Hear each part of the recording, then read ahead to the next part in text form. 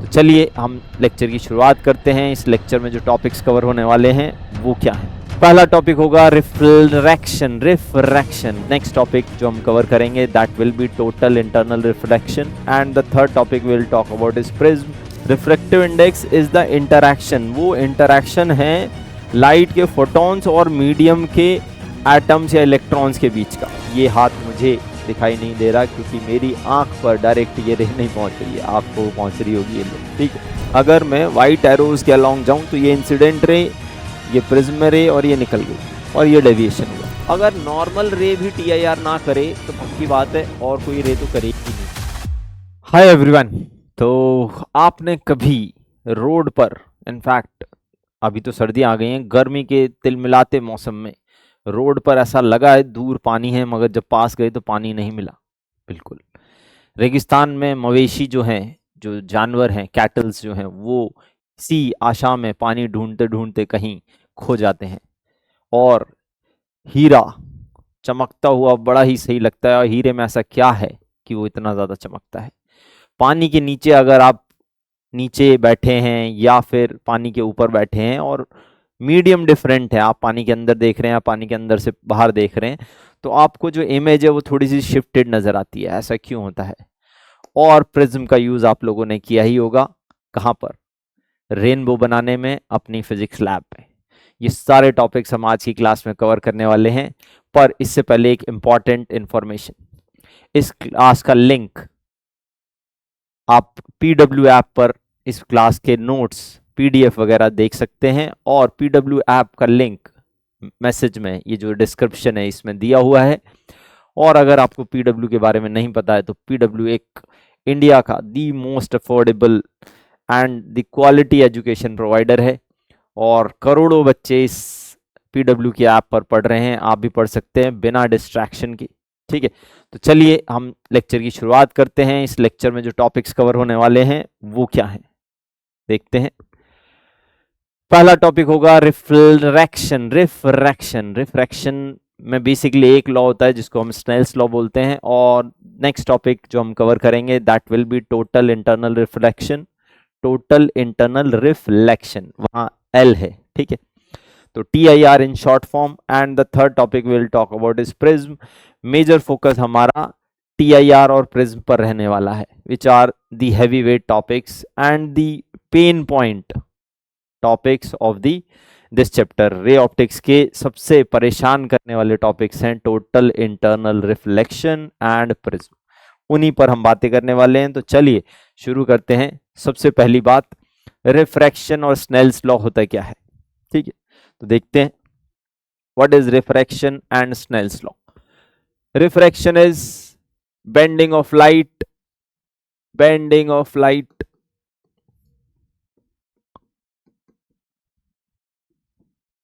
when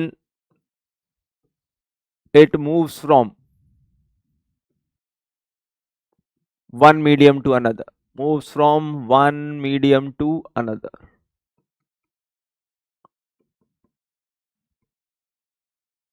okay. एक medium से light दूसरे मीडियम में जाती है तो स्पीड डिफरेंट होती है। एक लाइट के फोटॉन्स या कहें लाइट रे की स्पीड किसी एक मीडियम में और किसी दूसरे मीडियम में डिफरेंट होती है, और डिफरेंस होने का कारण होता है रिफ्रैक्टिव इंडेक्स, ठीक है। तो जैसे कि अगर मैं आपको समझाने की कोशिश करूं, ठीक है, ये लाइट आई, आपने कभी ऐसे करके आई विल से, आपने कभी कार को टर्न होते हुए देखा है? हाँ बिल्कुल देखा ही होगा, चलाई भी होगी होपफुली, अगर आपकी उम्र 15 से ज्यादा है तो ये रेज आ रही हैं और ये वेव फ्रंट है, ठीक है।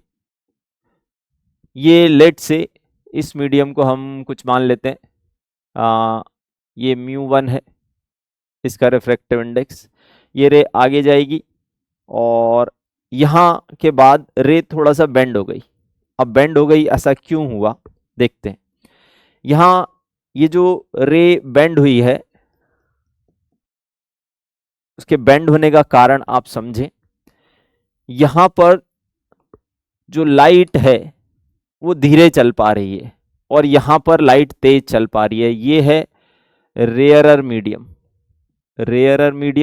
इसमें जो लाइट की स्पीड है वो ज्यादा है और ये है डेंसर मीडियम। अगर ऐसा मान लें तो इसमें लाइट की स्पीड कम है, तो ये वाले लाइट के पार्टिकल थोड़ा ही आगे पहुंच पाएंगे, थोड़ा ही आगे, और ये वाले लाइट के पार्टिकल्स यहां पर पहुंच जाएंगे।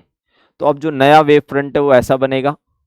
नए वेव फ्रंट पे जब मैं परपेंडिकुलर ड्रॉ करूंगा तो ऐसा, और ये लाइट रे भी थोड़ी ऐसी मुड़ जाएगी। तो अगर आपने ध्यान दिया हो तो लाइट रे ये एंगल बना रही थी पहले मीडियम के साथ जिसको एंगल ऑफ इंसिडेंस बोलते हैं, और लाइट रे बाद में ये एंगल बना रही है जिसको एंगल ऑफ रिफ्रैक्शन बोलते हैं। इन्हीं दो एंगल्स के साइन के बीच स्नेल्स लॉ चलता है जो कि कहता है sine i by sine r. कई जगह हम इसको ऐसे जानेंगे, sine theta 1 by sine theta 2 is equal to C1 by C2 is equal to lambda 1 by lambda 2 is equal to mu 2 by mu 1। बस ये एक रेशियो बदल जाता है और फ्रीक्वेंसीज लाइट की या वेव की छूटने के बाद फ्रीक्वेंसी नहीं बदलती है, ध्यान रखें। ठीक है, फ्रीक्वेंसी एक बार निकल गई, अब फ्रीक्वेंसी बदलने का आपके पास कोई रास्ता नहीं है। ठीक है, तो फ्रीक्वेंसी रिमेन सेम, सारी चीजें बदल जाती हैं। जैसे कि आपको दिख रहा है थीटा 2 छोटा है, इसी को हम थीटा 2 बोलते हैं, इसको हम थीटा 1 बोलते हैं।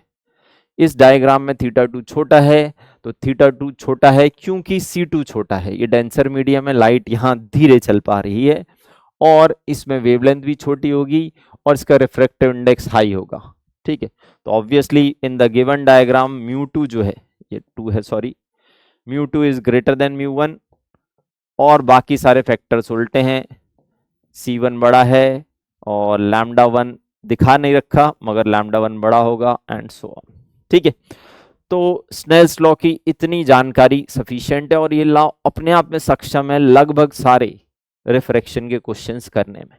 ठीक है, तो हम कुछ रिफ्रैक्शन के क्वेश्चंस भी देखेंगे और अब हम टोटल इंटरनल रिफ्लेक्शन के पर आते हैं जो इसी का स्नेल्स लॉ का ही एक स्पेशल केस बन के उभरता है। ठीक है, तो चलिए चलते हैं। तो TIR पर चलने से पहले हम कुछ बेसिक क्वेश्चंस देख लेते हैं रिफ्रैक्शन की। बहुत ही एलिमेंट्री बातें करने वाले हैं, फंडामेंटल से लेकर एडवांस तक जाएंगे।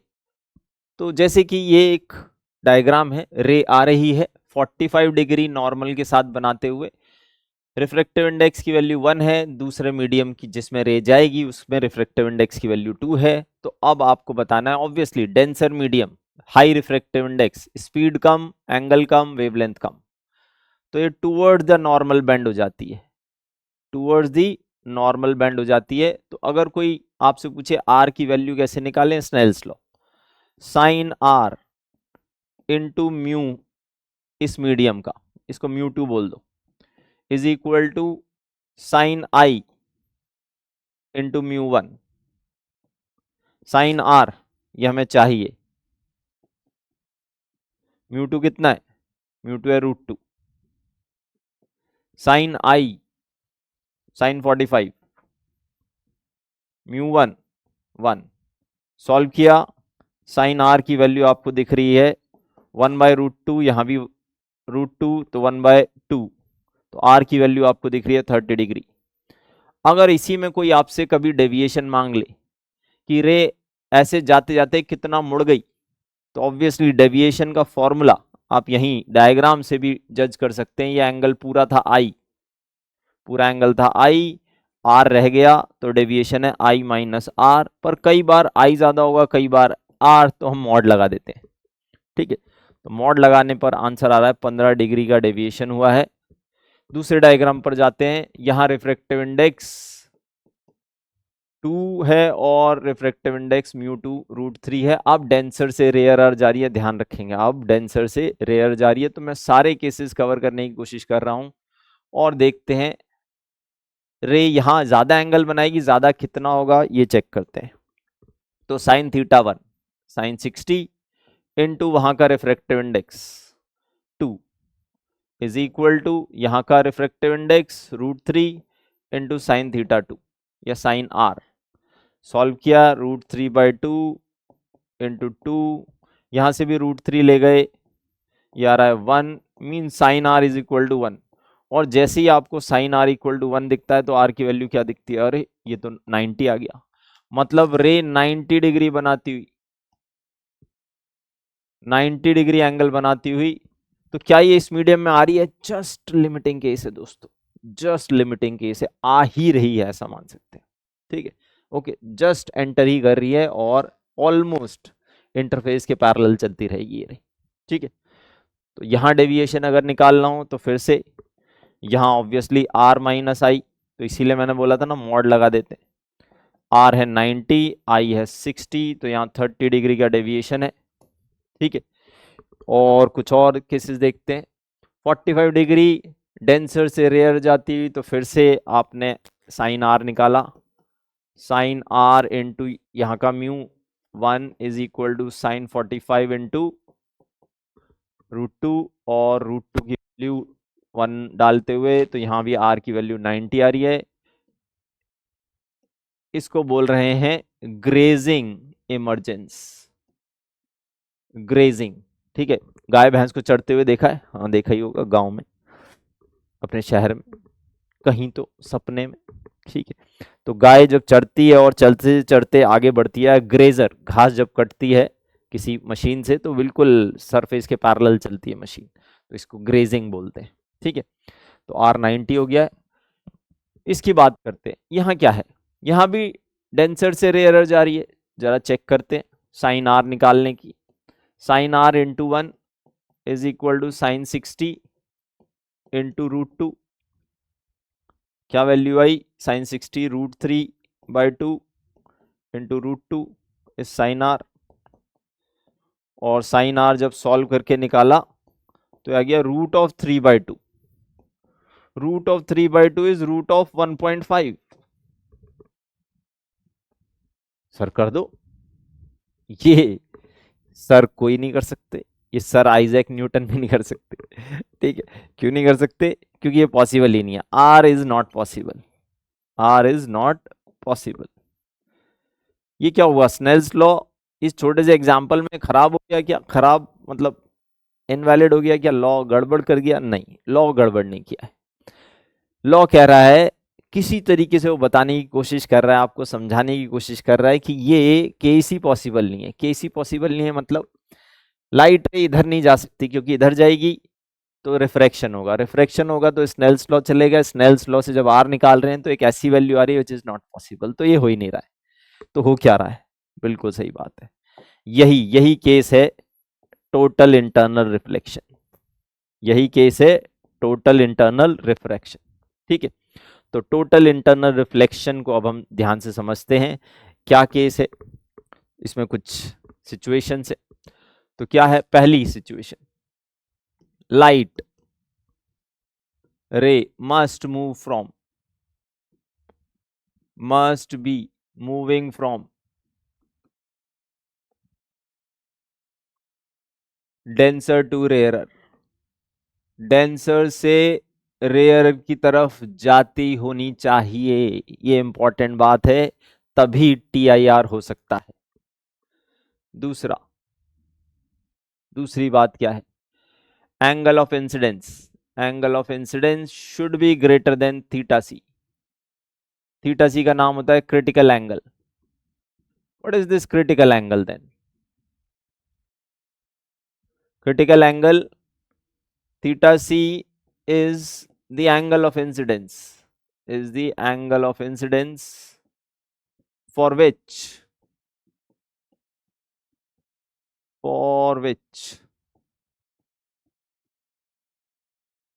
angle of refraction is 90 degree. Okay, तो अगर थीटा सी की वैल्यू निकालनी है तो sine theta C into mu one angle of incidence वाले का रिफ्रैक्टिव इंडेक्स है, इंटू साइन 90 क्योंकि आर की वैल्यू 90 हो गई, इंटू म्यू 2, और साइन थीटा सी को आप ऐसे याद रख सकते हैं, साइन थीटा सी इज μ2/μ1, और कुछ बुक्स में आपको ऐसा भी पाया जाएगा μ1/μ2।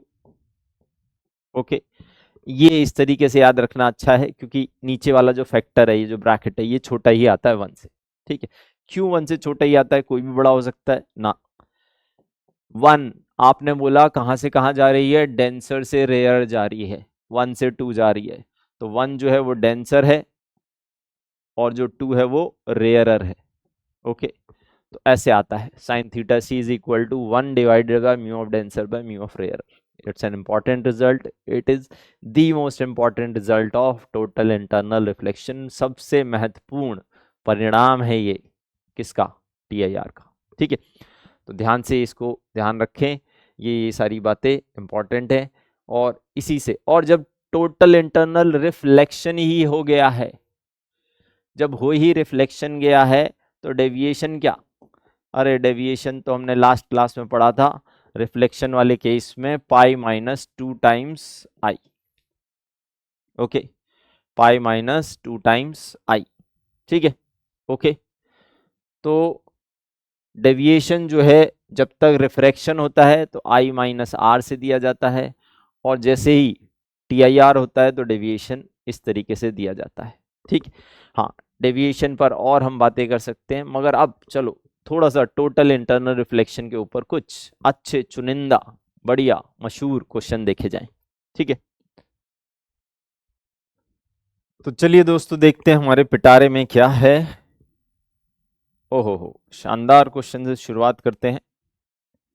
क्या सिचुएशन है ये? एक क्यूबिकल ब्लॉक ऑफ ग्लास, एक क्यूबिकल ब्लॉक है ग्लास का, जिसका रिफ्रैक्टिव इंडेक्स N1 है, जो कि कांटेक्ट में रखा है एक वाटर सरफेस के, ये वाटर सरफेस है।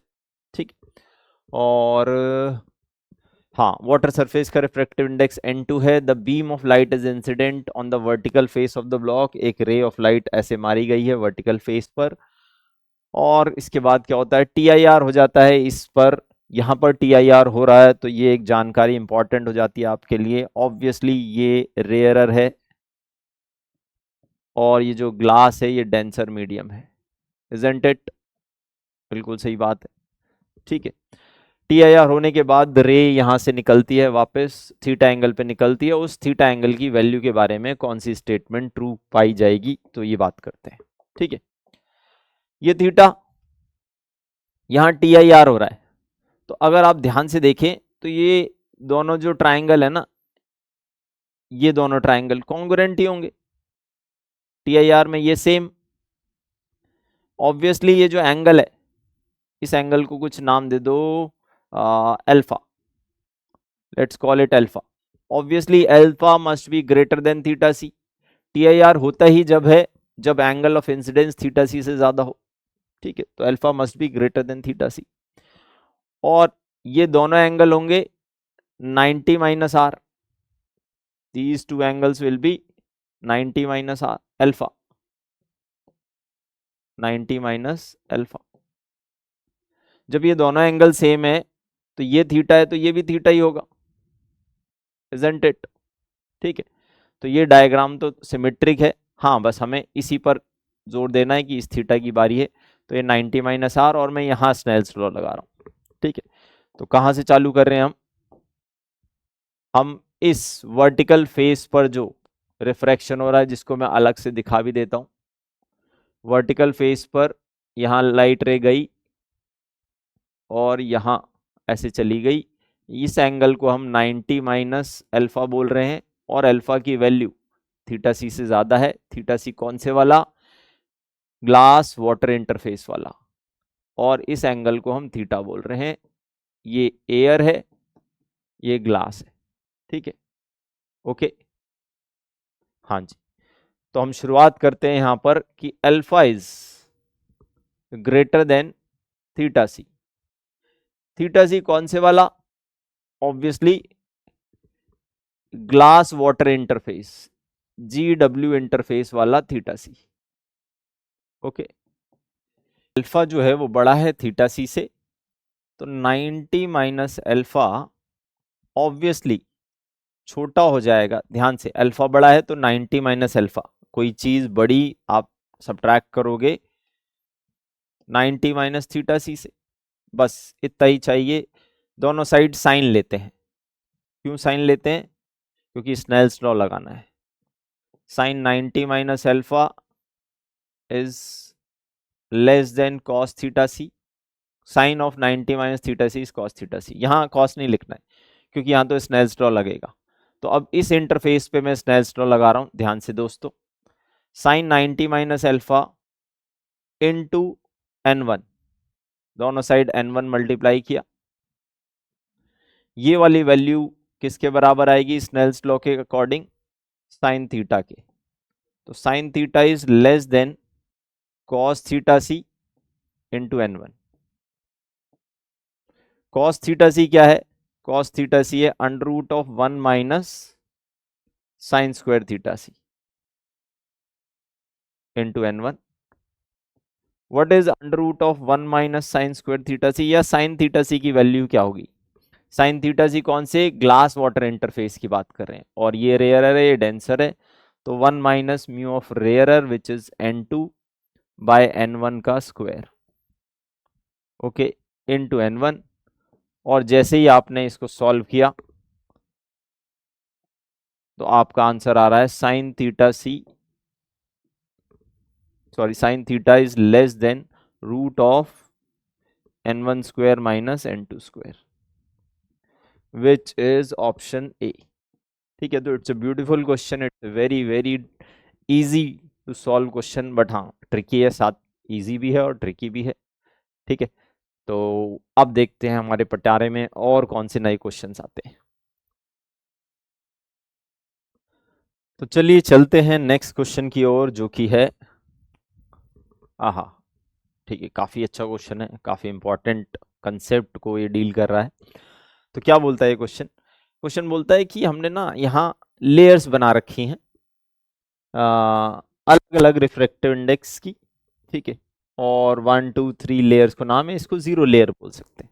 ठीक है, हाँ, सारी लेयर्स एक दूसरे के पैरेलल हैं, और जो रिफ्रैक्टिव इंडेक्स है ना वो हर लेयर का बदल रहा है as per the given formula, जिसकी वैल्यू आप यहाँ देख रख सकते हैं। Mu not equal mu equal to of any layer is equal to mu not divided by 4n minus 18, where n is the number of the slab.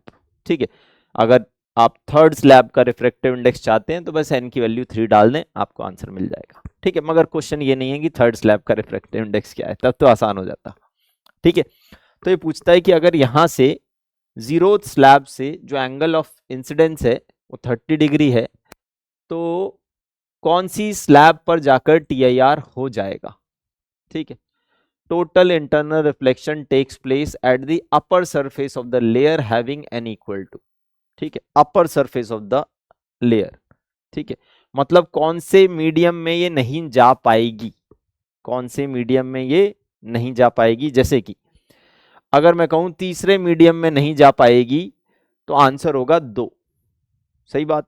अगर मैं कहूं दूसरे मीडियम में नहीं जा पाएगी तो TIR 1 और 2 के इंटरफेस पे होगा दोस्तों, ध्यान रखने वाली बात है, तो आंसर होगा 1। ठीक है, एंड सो ऑन। ठीक है, तो चलिए क्वेश्चन को आगे बढ़ाते हैं, क्या है क्वेश्चन में। तो देखें, अगर याद हो तो स्नेल्स लॉ का अगर हम डेरिवेशन करते जाएं और स्नेल्स लॉ का डेरिवेशन ना बोलकर इसको ऐसे बोलेंगे, स्नेल्स लॉ से आगे बढ़ें तो जब TIR होता है, व्हेन TIR टेक्स प्लेस, किसी भी nth मीडियम में जानते हुए TIR अगर हो रहा है, तो जब हम उसकी वैल्यू निकालते हैं साइन थीटा नॉट, ये इनिशियल एंगल है जो कि 30 डिग्री दे रखा है, उसका रिफ्रैक्टिव इंडेक्स म्यू नॉट, यहां पर मल्टीप्लाई करते हैं हम म्यू एन nth मीडियम से, तो मैंने डिवाइड कर दिया, तो मैं अब सीधे nth मीडियम का एंगल निकाल रहा हूं। ठीक है, तो वो वैल्यू, वो एंगल की वैल्यू जो है ना वो 1 से बड़ी आ जाती है for TIR to take place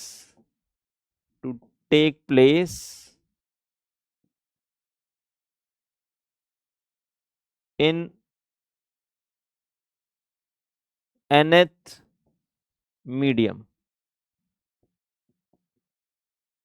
interface. ठीक है, मतलब nth मीडियम में घुस नहीं पाएगी, nth मीडियम में घुस नहीं पाएगी बस, ठीक है। तो यहां से बस हमें इस वैल्यू को कैलकुलेट करना। साइन थीटा नॉट कितना है, साइन थीटा नॉट 30 डिग्री है, तो साइन 30, म्यू नॉट की वैल्यू दे रखी है क्या, म्यू नॉट की वैल्यू, म्यू नॉट के म्यू नॉट ही ले लो, वैल्यू की जरूरत नहीं है क्योंकि कैंसिल होता हुआ लग रहा है। nth मीडियम का म्यू, nth मीडियम का म्यू है ये, उसको उधर ले जाते हैं फॉर सिंपल कैलकुलेशंस। ये है mu naught bracket 1 plus 1/4n-18। Okay, mu naught गायब कर दो, साइन 30 हाफ है, हाफ इज ग्रेटर देन, इसका एलसीएम ले लेते हैं 4n-17। दोस्तों थोड़ी कैलकुलेशन आप ध्यान से करेंगे, 4n-18, इसको इधर उधर खिसकाया हमने, तो 4n-18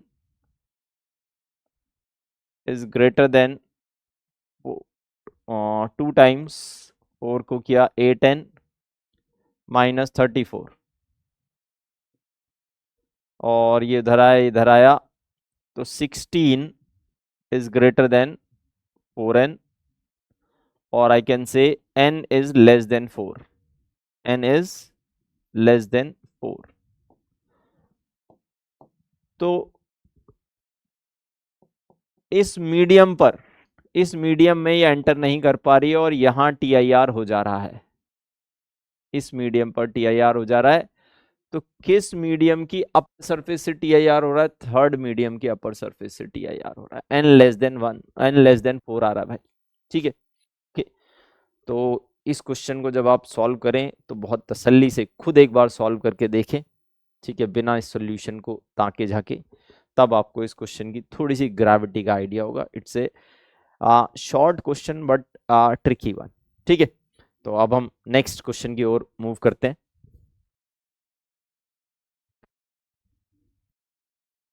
चलते हैं दोस्तों एक और अमेजिंग क्वेश्चन की तरफ। ओहो हो, वाह वाह वाह, ठीक है, थोड़ा सा मुश्किल क्वेश्चन है ये, ठीक है। तो दिल पर ज़्यादा स्ट्रेस ना पड़े, ठीक है, दिमाग पर पड़ेगा, ठीक है। ओके, तो घबराना नहीं है, थोड़ी सी मैथमेटिक्स है, उतनी मेरी आशा है सबको आती होगी और मेरा विश्वास भी है बिल्कुल आती होगी। नहीं आती तो थोड़ा बहुत डिफरेंशिएशन सीख लें, क्योंकि उसका यूज़ कहीं कहीं भी हो सकता है, ठीक है। तो प्लीज़, तो क्या क्वेश्चन है ये, बिल्कुल एक प्रैक्टिकल क्वेश्चन है जो बता रहा है कि 2 मीटर लंबा एक लंबा चौड़ा गबरू जवान, 2 मीटर 6.5 फीट के आसपास होता है, ठीक है। तो काफ़ी लंबा व्यक्ति है, खली का भाई, वो खड़ा हुआ है एक रोड पर, और रिफ्रैक्टिव इंडेक्स जो है ना इस मीडियम का, इस हवा का, इस तरीके से बदल रहा है, ठीक है। Mu equal to mu not root of 1 plus A y, ठीक है, where y is the height from the ground, ठीक है। तो इस आदमी को कहां तक का दिखाई देगा, कहां तक का दिखाई देगा, आगे तक का क्यों नहीं दिखाई देगा, ये भी सोचने वाली बात है। हाँ, क्योंकि आगे से आने वाली रेज जो है वो पहले ही बेंड हो जाएंगी, ठीक है। ओके, अब बात समझें, जैसे जैसे वो लाइट रे ऊपर की ओर जा रही है, जैसे जैसे लाइट रे ऊपर की ओर जा रही है, वो टूवर्ड्स द नॉर्मल बेंड हो रही है। वाई टूवर्ड्स द नॉर्मल, क्योंकि ये बढ़ रहा है, वो टूवर्ड्स द नॉर्मल बेंड हो रही है, ये नॉर्मल है, सारी रे यहां से आई थी और वो अब थोड़ा सा नॉर्मल की तरफ बेंड हो जा रही है, फिर और नॉर्मल की तरफ बेंड हो रही है, और नॉर्मल की तरफ बेंड हो रही है, तो रे ऊपर की ओर उठती जा रही है, ठीक है। इससे पीछे से आने वाली रे पहले ही उठ के आदमी की आंख से भी ऊपर निकल चुकी होंगी, तो वहां पहुंचेंगी नहीं आंख पर, और आंख पर अगर रे पहुंचती नहीं है तो दिखाई नहीं देता है, कॉमन सेंस, ठीक है। ओके, ये हाथ मुझे दिखाई नहीं दे रहा क्योंकि मेरी आंख पर डायरेक्ट ये रे नहीं पहुंच रही है, आपको पहुंच रही होगी, ये लो, ठीक है। ओके, तो इससे पीछे वाले पॉइंट पर जो भी यहां से जो भी लाइट रे निकलेगी वो पहले से ही ऐसे कर्व बना लेगी और वो आंख तक नहीं पहुंचेगा, तो इसलिए ये वाला पॉइंट आदमी को दिखाई नहीं देगा, ठीक है। तो एक पॉइंट मान लिया हमने, let it be at a distance x। यहाँ डायग्राम की क्लैरिटी बहुत इंपॉर्टेंट है, ठीक है, ये थीटा एंगल है नॉर्मल के साथ विद वाई। ठीक है, शुरू में लाइट रे बिल्कुल ऐसे निकली थी, क्योंकि इसी लाइट रे को सबसे दूर से पहुंचाया जाएगा। ठीक है, तो लाइट रे पहले नॉर्मल के साथ, अब नॉर्मल वाई में क्यों लिया है हमने, ठीक है, क्योंकि रिफ्रैक्टिव इंडेक्स भी वाई के साथ बदल रहा है, तो जो सारे मीडियम्स हैं वो ऐसे ही माने जाएंगे। ठीक है, जो सारी लेयर्स हैं वो वाई के पैरेलल मानी जाएंगी। तो पहला एंगल ऑफ इंसिडेंस जो वाई इक्वल टू 0 पर है वो 90 डिग्री है। तो मान लेते हैं किसी एक वाई पर जाकर एंगल ऑफ इंसिडेंस थीटा हो जाता है।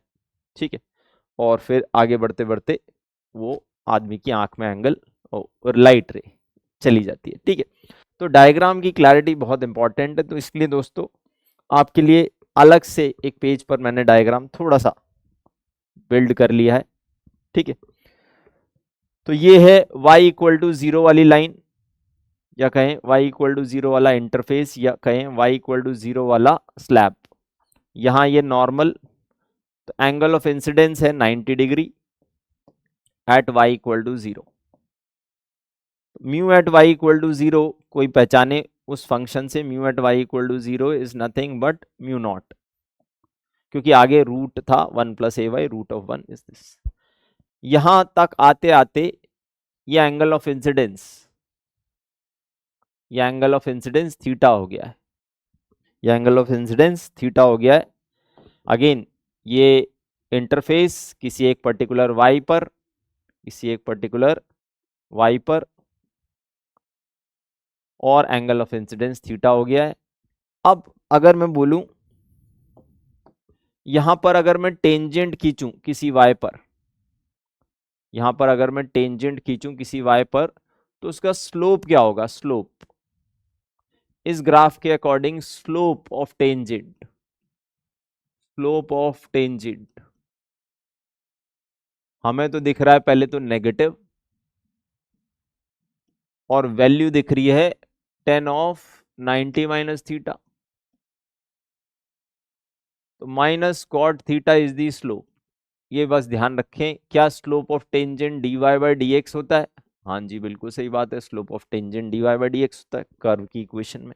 ठीक है, तो बस इतनी सी बात है, और ये 2 मीटर की हाइट है आदमी की, आदमी की आंख यहां बैठी है। तो अब देखते हैं 2 मीटर की हाइट तक रे को पहुंचने में ज्यादा से ज्यादा कितनी दूर से वो रे आ रही होगी। तो यहां पर हमने स्नेल्स लॉ लगाया, स्नेल्स लॉ डायरेक्टली इन दो लेयर्स के बीच लगाया जा सकता है। स्नेल्स लॉ कहता है sine 90 into mu at Y equal to 0 is equal to sine theta mu at Y, mu at Y sine 91, ये म्यू नॉट, ये sine theta as it is, और mu at Y is mu not root of 1 plus A Y. तो what is sine theta, sine theta comes out to be 1 by root of 1 plus A Y. क्या यहां से आप ये value निकाल सकते हैं माइनस कॉट थीटा। ठीक है, पहले कॉस थीटा निकाल लो दोस्तों, cos theta is under root of 1 minus sine square theta. ये वैल्यू निकालते हैं यहां से, under root of 1 minus sine square theta is 1 over 1 plus A y. दोस्तों ध्यान से, बहुत सिंपल कैलकुलेशन है। इसका एलसीएम जब आप लोगे तो क्या मिलेगा आपको, एलसीएम लेने के बाद मिलेगा 1 प्लस ए वाई माइनस 1, 1 गायब हो गया, तो ऊपर ए वाई और नीचे 1 प्लस ए वाई का होल रूट। ओके, तो अब लिखते हैं cot theta, in fact minus cot theta, minus cot theta आ रहा है हमारा cos theta by sine theta, this divided by this, तो ऊपर आया cos A Y by 1 plus A Y का रूट, और नीचे 1 ओवर 1 प्लस ए वाई का रूट। ये साइन थीटा है नीचे वाला, और एक माइनस साइन भी कैंसिल हो गया नीचे वाला टर्म, और बचा minus A Y whole root. Okay, cot theta minus cot theta is the slope which is dy by dx.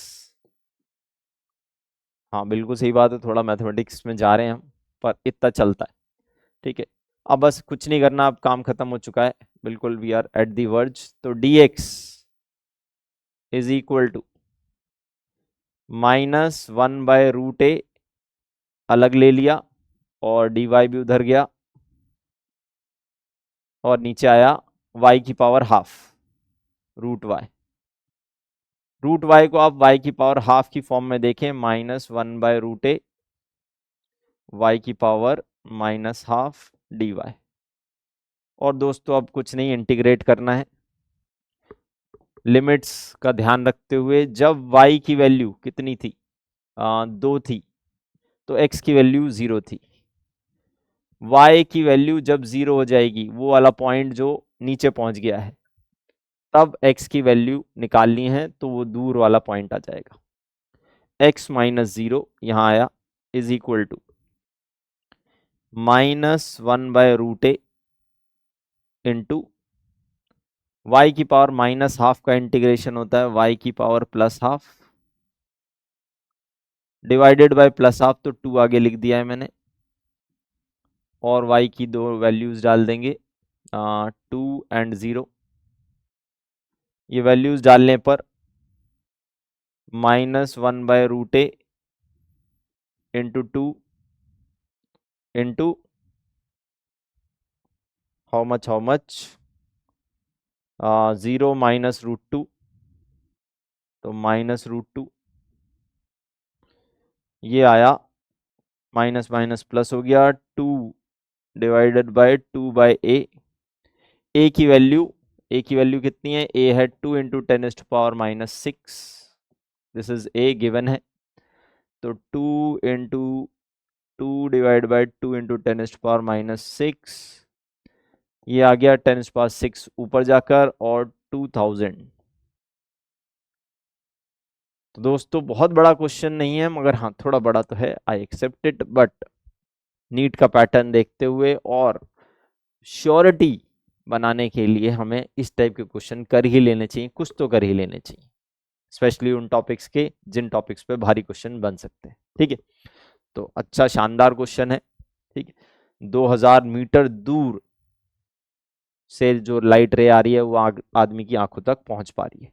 ठीक है, तो चलिए दोस्तों अब आगे बढ़ते हैं.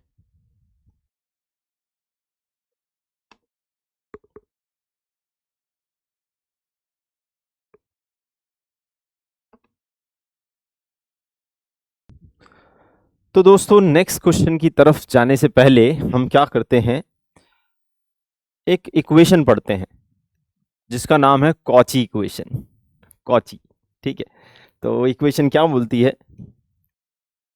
इक्वेशन जानने की आपको वैसे कोई खास जरूरत नहीं है, आपको सिर्फ ये पता होना चाहिए, according to that equation smaller wavelength means more mu, greater mu from medium. Okay, मतलब कि रिफ्रैक्टिव इंडेक्स ना मीडियम की प्रॉपर्टी नहीं है सिर्फ. ठीक है, refractive index is the interaction, वो इंटरैक्शन है लाइट के फोटॉन्स और मीडियम के एटम्स या इलेक्ट्रॉन्स के बीच का. ठीक है, तो इसमें फोटॉन्स की जो वेवलेंथ है ना वो भी मैटर करती है. तो जितनी छोटी वेवलेंथ होती है उतना ज्यादा म्यू ऑफर किया जाता है एक मीडियम द्वारा किसी भी वेवलेंथ को. ठीक है, जितनी भी छोटी वेवलेंथ उतना ज्यादा म्यू. अब इससे फर्क क्या पड़ेगा, इससे फर्क क्या पड़ेगा, आपको याद है कि अगर मैं बोलूं ये light from denser to rarer जा रही है, डेंसर टू रेयरर, तो यहां जो थीटा सी होता था वो थीटा सी क्या होता था, sine theta C use to be mu rarer by mu denser, mu rarer by mu denser. और अगर इसको नीचे ले जाएं 1 by mu denser by mu rarer, ये वाली वैल्यू बढ़ रही है। एक्चुअल में mu rarer most of the cases में एयर होता है, ठीक है। अगर इसको मैं एयर मान लूं तो ये कुछ भी नहीं रहा, म्यू डेंसर की वैल्यू बढ़ रही है क्योंकि स्मॉलर वेवलेंथ के साथ म्यू बढ़ता है। तो theta C, sine theta C कम हो जाएगा, so theta C will be smaller for smaller lambdas, for smaller lambdas. यही 2-4 कंक्लूजन है, ठीक है। Theta C will be smaller for smaller wavelengths, या फिर आप ऐसे बोल सकते हैं smaller wavelengths will have more tendency for TIR, will have more tendency for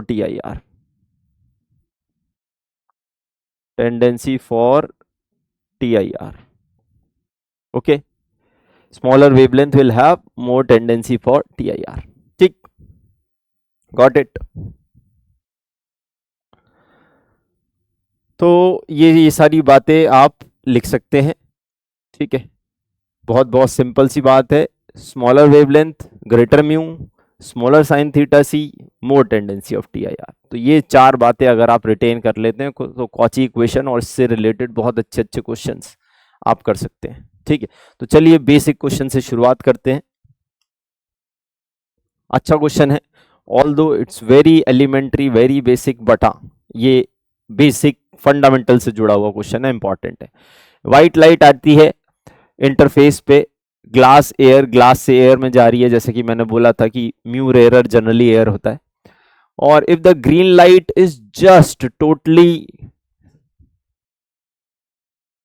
internal reflection show करती है, तो ये जो एंगल है ये पता है क्या है, ये है theta C for green, theta C for green. Green light ने TIR जस्ट शो किया है, या कहें जस्ट शो करने ही वाली है, ठीक है, ओके। तो ग्रीन ऐसे इंटरफेस पे जा रही है। अब क्या होगा, अगर आप VIBGYOR VIBGYOR,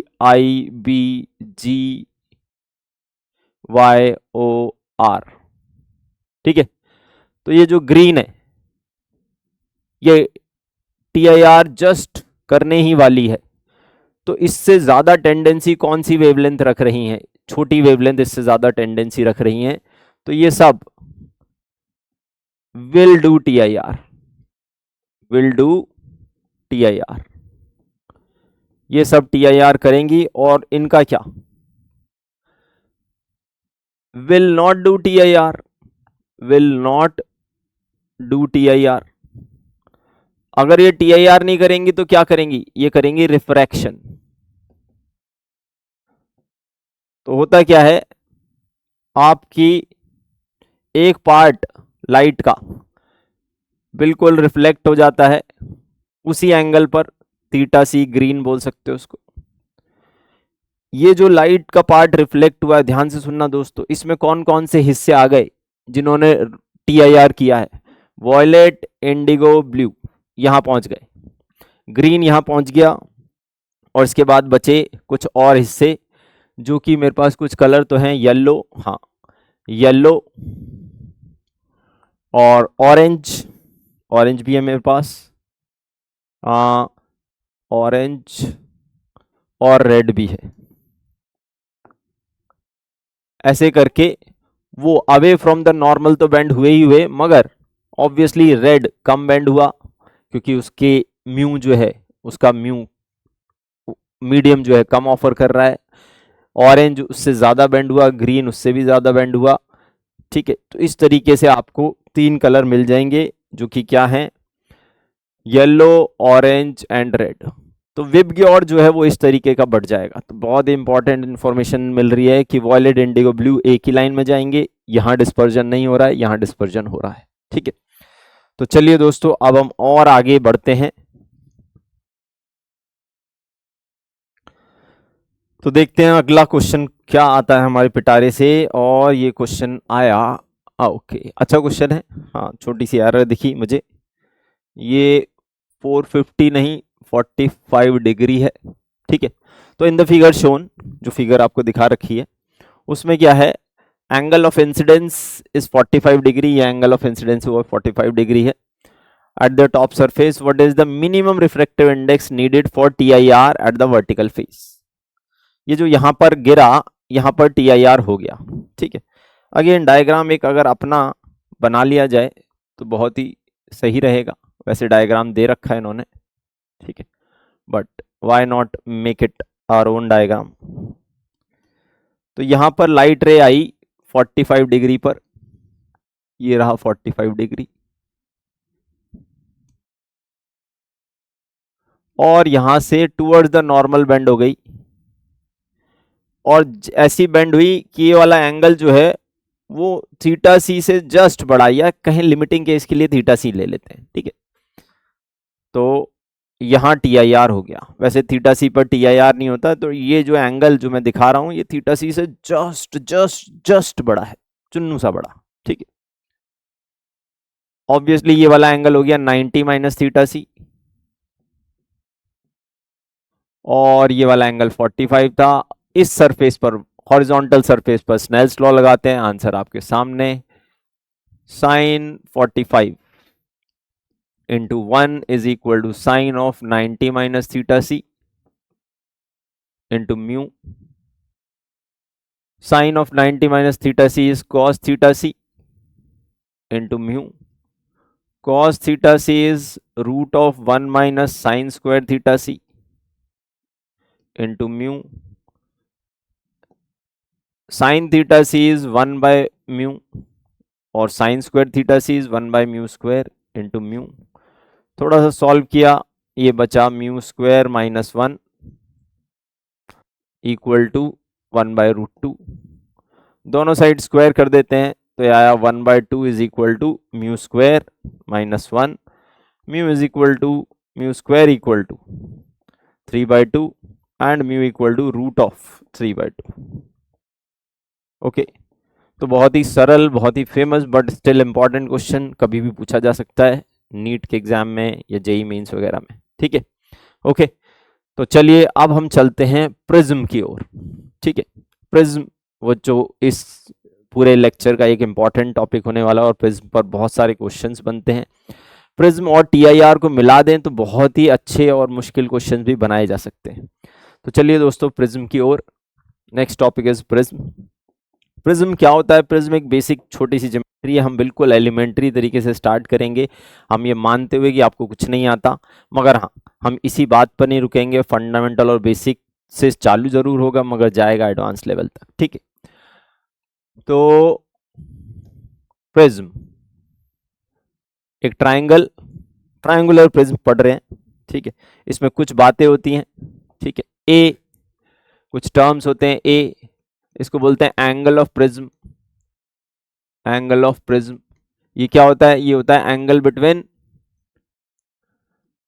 incident face and emerging face, and emerging face. Emerging face और इंसिडेंट फेस के बीच का एंगल। तो अगर लाइट रे इस फेस से इस फेस तक जाती है, इस फेस से इस फेस तक जाती है, तो ये वाला एंगल ऑफ प्रिज्म कहलाएगा। अगर लाइट रे यहां से एंटर होती है और इधर से निकलती है तो ये वाला एंगल ऑफ प्रिज्म कहलाएगा, ठीक है। ओके, तो जनरली ऊपर ही होता है, ठीक है। एंगल ऑफ प्रिज्म पता होना चाहिए, आई पता होना चाहिए, एंगल ऑफ इंसिडेंस ये तो कॉमन है, और इंसिडेंस आर पता होना चाहिए, angle of refraction at the emerging face, ठीक है। तो मैं डायग्राम भी बना देता हूं एक दोस्तों। ये लाइट रे आई, यहां पर नॉर्मल खींचा, इस नॉर्मल के साथ जो लाइट रे ने एंगल बनाया उसको बोलते हैं एंगल ऑफ इंसिडेंस। लाइट रे मुड़ी, यहां पर नॉर्मल खींचा, इस नॉर्मल के साथ जो रिफ्रैक्टेड रे ने एंगल बनाया उसको बोलते हैं एंगल ऑफ रिफ्रैक्शन। ये है एंगल ऑफ प्रिज्म। लाइट रे यहां जाने वाली थी और यहां पहुंच गई, ठीक है, ऐसा हुआ है। ओके, तो होपफुली रे डायग्राम आपको दिख रहा होगा। अब थोड़ी सी ज्योमेट्री का यूज करते हुए हम बात करते हैं। ये R है, ओके, और ये A, और इसको R1 बोलते हैं। इसका सिंबल बदलते हैं, R नहीं E बोल देते हैं इसको, ठीक है, कंफ्यूज कर सकता है। तो this is E, emergent angle, ठीक है, R की जगह E, इमर्जेंट एंगल, ठीक है, angle of emergence. R1 R2 हम इनको बोल रहे हैं, अंदर वाले एंगल्स को, जो प्रिज्म के अंदर बन रहे हैं नॉर्मल के साथ, इंसिडेंट फेस पर और इमर्जेंट फेस पर। ये R1 हो गया, ये R2 हो गया। तो सोच के देखो दोस्तों, ये 90 डिग्री था, ये वाला एंगल कितना हो जाएगा, ठीक है, ये 90 डिग्री है। डायग्राम से ही आपको डेरिवेशन करना होगा। तो ये हो गया पूरा बड़ा एंगल 90 माइनस R2, और ये बड़ा एंगल कितना हो गया 90 माइनस R1। इस ट्राइंगल को अगर नाम मैं दे दूं PQR, PQR, in triangle PQR, in triangle PQR, आप देखेंगे तो A plus 90 minus R1 plus 90 minus R2, ये आ रहा है 180 डिग्री, इजंट इट? और A minus R1 minus R2, ये आ रहा है हाउ मच, 0। तो A is equal to R1 plus R2। बहुत ही फेमस रिजल्ट है दोस्तों, बहुत बार यूज होगा, वेरी फेमस, वेरी इंपॉर्टेंट। यहीं पर एक और छोटा सा रिजल्ट हम डिराइव कर रहे हैं। पूरा एंगल तो आपका 90 माइनस R1 आ चुका है। अब ध्यान से देखें, ये वाला एंगल, ये वाला एंगल PQR था, इसको S बोल दो, ठीक है, ओके, इसको S बोल दो, और इसको भी कुछ बोल सकते हो, RST बोल दो इस पॉइंट को, ठीक है, जहां नॉर्मल मिल रहे हैं। तो अगर आप ध्यान से देखें तो इसको हम डेविएशन बोलते हैं, this is called deviation. Light रे कहां जा रही थी, ये इंसिडेंट रे थी, और ये वाली रे, ये वाली रे रिफ्रैक्टेड रे है। तो ये कहां जा रही है, कहां पहुंचने वाली थी, तो जितना मुड़ी ऐसे जा रही थी और ऐसे मुड़ गई, ठीक है, तो ये डेविएशन कहलाता है। अगर आप कौन से ट्रायंगल की बात कर रहे हैं, अब हम बात कर रहे हैं in triangle SQR, in triangle SQR, in triangle SQR। दोस्तों इस ट्रायंगल को मैं अलग से बना रहा हूं।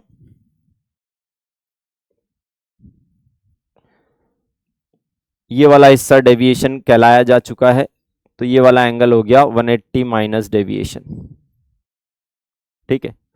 अब हम बात करने वाले हैं इस एंगल पर, इस एंगल पर, ठीक है, ध्यान से, सिर्फ इतने एंगल की बात हो रही है। ये SQT, angle SQT was equal to I, alternate interior angles हैं ये, ठीक है। तो I में से R गया, तो ये वाला एंगल आया I माइनस R1, और ये वाला एंगल आया E माइनस R2। ट्राइंगल में तीनों एंगल्स का हम 180, 180 minus del plus I minus R1 plus E minus R2 is equal to 0, और आपको मिला 180, सॉरी इक्वल टू 0 नहीं, ट्राइंगल का सम 180 होता है, 180 में से 180 गया, आपको मिला I plus E is equal to del plus R1 plus R2, तो I plus E is equal to del plus A, ठीक है। ये दूसरा इंपॉर्टेंट रिजल्ट है दोस्तों, जो हमें आना ही चाहिए, ठीक है। इन दो रिजल्ट की हेल्प से बहुत बहुत सारे क्वेश्चंस सॉल्व किए जा सकते हैं, और बहुत इंपॉर्टेंट रिजल्ट हैं, आने ही चाहिए। इसका डेरिवेशन मैंने करवा दिया, बिल्कुल ऐसा मानते हुए आपको प्रिज्म पहली बार पढ़ना है, ठीक है। तो ये डेरिवेशन बहुत ही सिंपल है, आप खुद इसको पेन और पेपर की हेल्प से करके देखें, तब आप इसमें और कंफर्टेबल फील कर पाएंगे, ठीक है। तो इतना जानने के बाद अब हम कुछ क्वेश्चंस देखेंगे, और फिर एक छोटा सा पार्ट और देखेंगे, थिन प्रिज्म, ठीक है, या फिर मिनिमम डेविएशन सिचुएशन, ठीक है। चलो देख ही लेते हैं उसको, एक साथ थ्योरी खत्म करते हैं। तो मिनिमम डेविएशन, ठीक है, अभी आपने ये ध्यान दिया कि लाइट रे ऐसे आई, ऐसे गई और ऐसे निकल गई, ठीक है। ये लाइट रे ऐसी जा रही थी और ऐसी चली गई, तो ये डेविएशन हुआ, ओके। अगर मैं वाइट एरोज देखूं, अगर मैं वाइट एरोज के अलोंग जाऊं, तो ये इंसिडेंट रे, ये प्रिज्म रे और ये निकल गई और ये डेविएशन हुआ। अगर मैं यही चीज ग्रीन एरोज, अरे आपने क्या किया, मैंने बस एरोज पलट दिए, तो लाइट रे अपना पाथ रिट्रेस करेगी जहां से आई थी। इस बार ये वाला एंगल डेविएशन हो जाएगा। दोनों बार की अलग अलग डेविएशन है नहीं, तो ये रे डायग्राम चीख चीख के बता रहा है that we will get in prism, we get uh, two values, we get two values of angle of incidence I। ये वाला एंगल I हो सकता है और ये वाला एंगल भी I हो सकता है। इन दोनों इंसिडेंस के लिए डेविएशन सेम है। we get two values of I for same deviation, okay. ये इंपॉर्टेंट ऑब्जर्वेशन है दोस्तों। तो अगर मैं एक ग्राफ बनाऊं which is very complex, it's not parabola, ये पैराबोला जैसा लगता है पर इसकी शक्ल से इसकी ना उम्र ना इसके नाम का पता लगता है, ठीक है। तो ये कुछ इस टाइप का ग्राफ होता है, सिमेट्रिक नहीं होता है दोस्तों ये, ठीक है। अगर आपको सिमेट्री लग रही है तो धोखा है, ठीक है। थोड़ा सा और वैसा बना देते हैं, ठीक है। इस टाइप का ग्राफ होता है। यहां पर मैं शो कर रहा हूं डेविएशन और यहां पर शो कर रहा हूं एंगल ऑफ इंसिडेंस। तो एक ही डेविएशन के कॉरेस्पॉन्डिंग दो एंगल ऑफ इंसिडेंस आते हैं, ठीक है। केस 1 I1, उसी केस का ये E बन जाएगा, ये E2 उसी केस का ये R2 बन जाएगा। दोस्तों बहुत ही गहरी बातें बोल रहा हूं। मान लेते हैं white was case 1, white was case 1, तो ये एंगल ऑफ इंसिडेंस हो गया और ये वाला एंगल ऑफ इमरजेंस हो गया, ठीक है।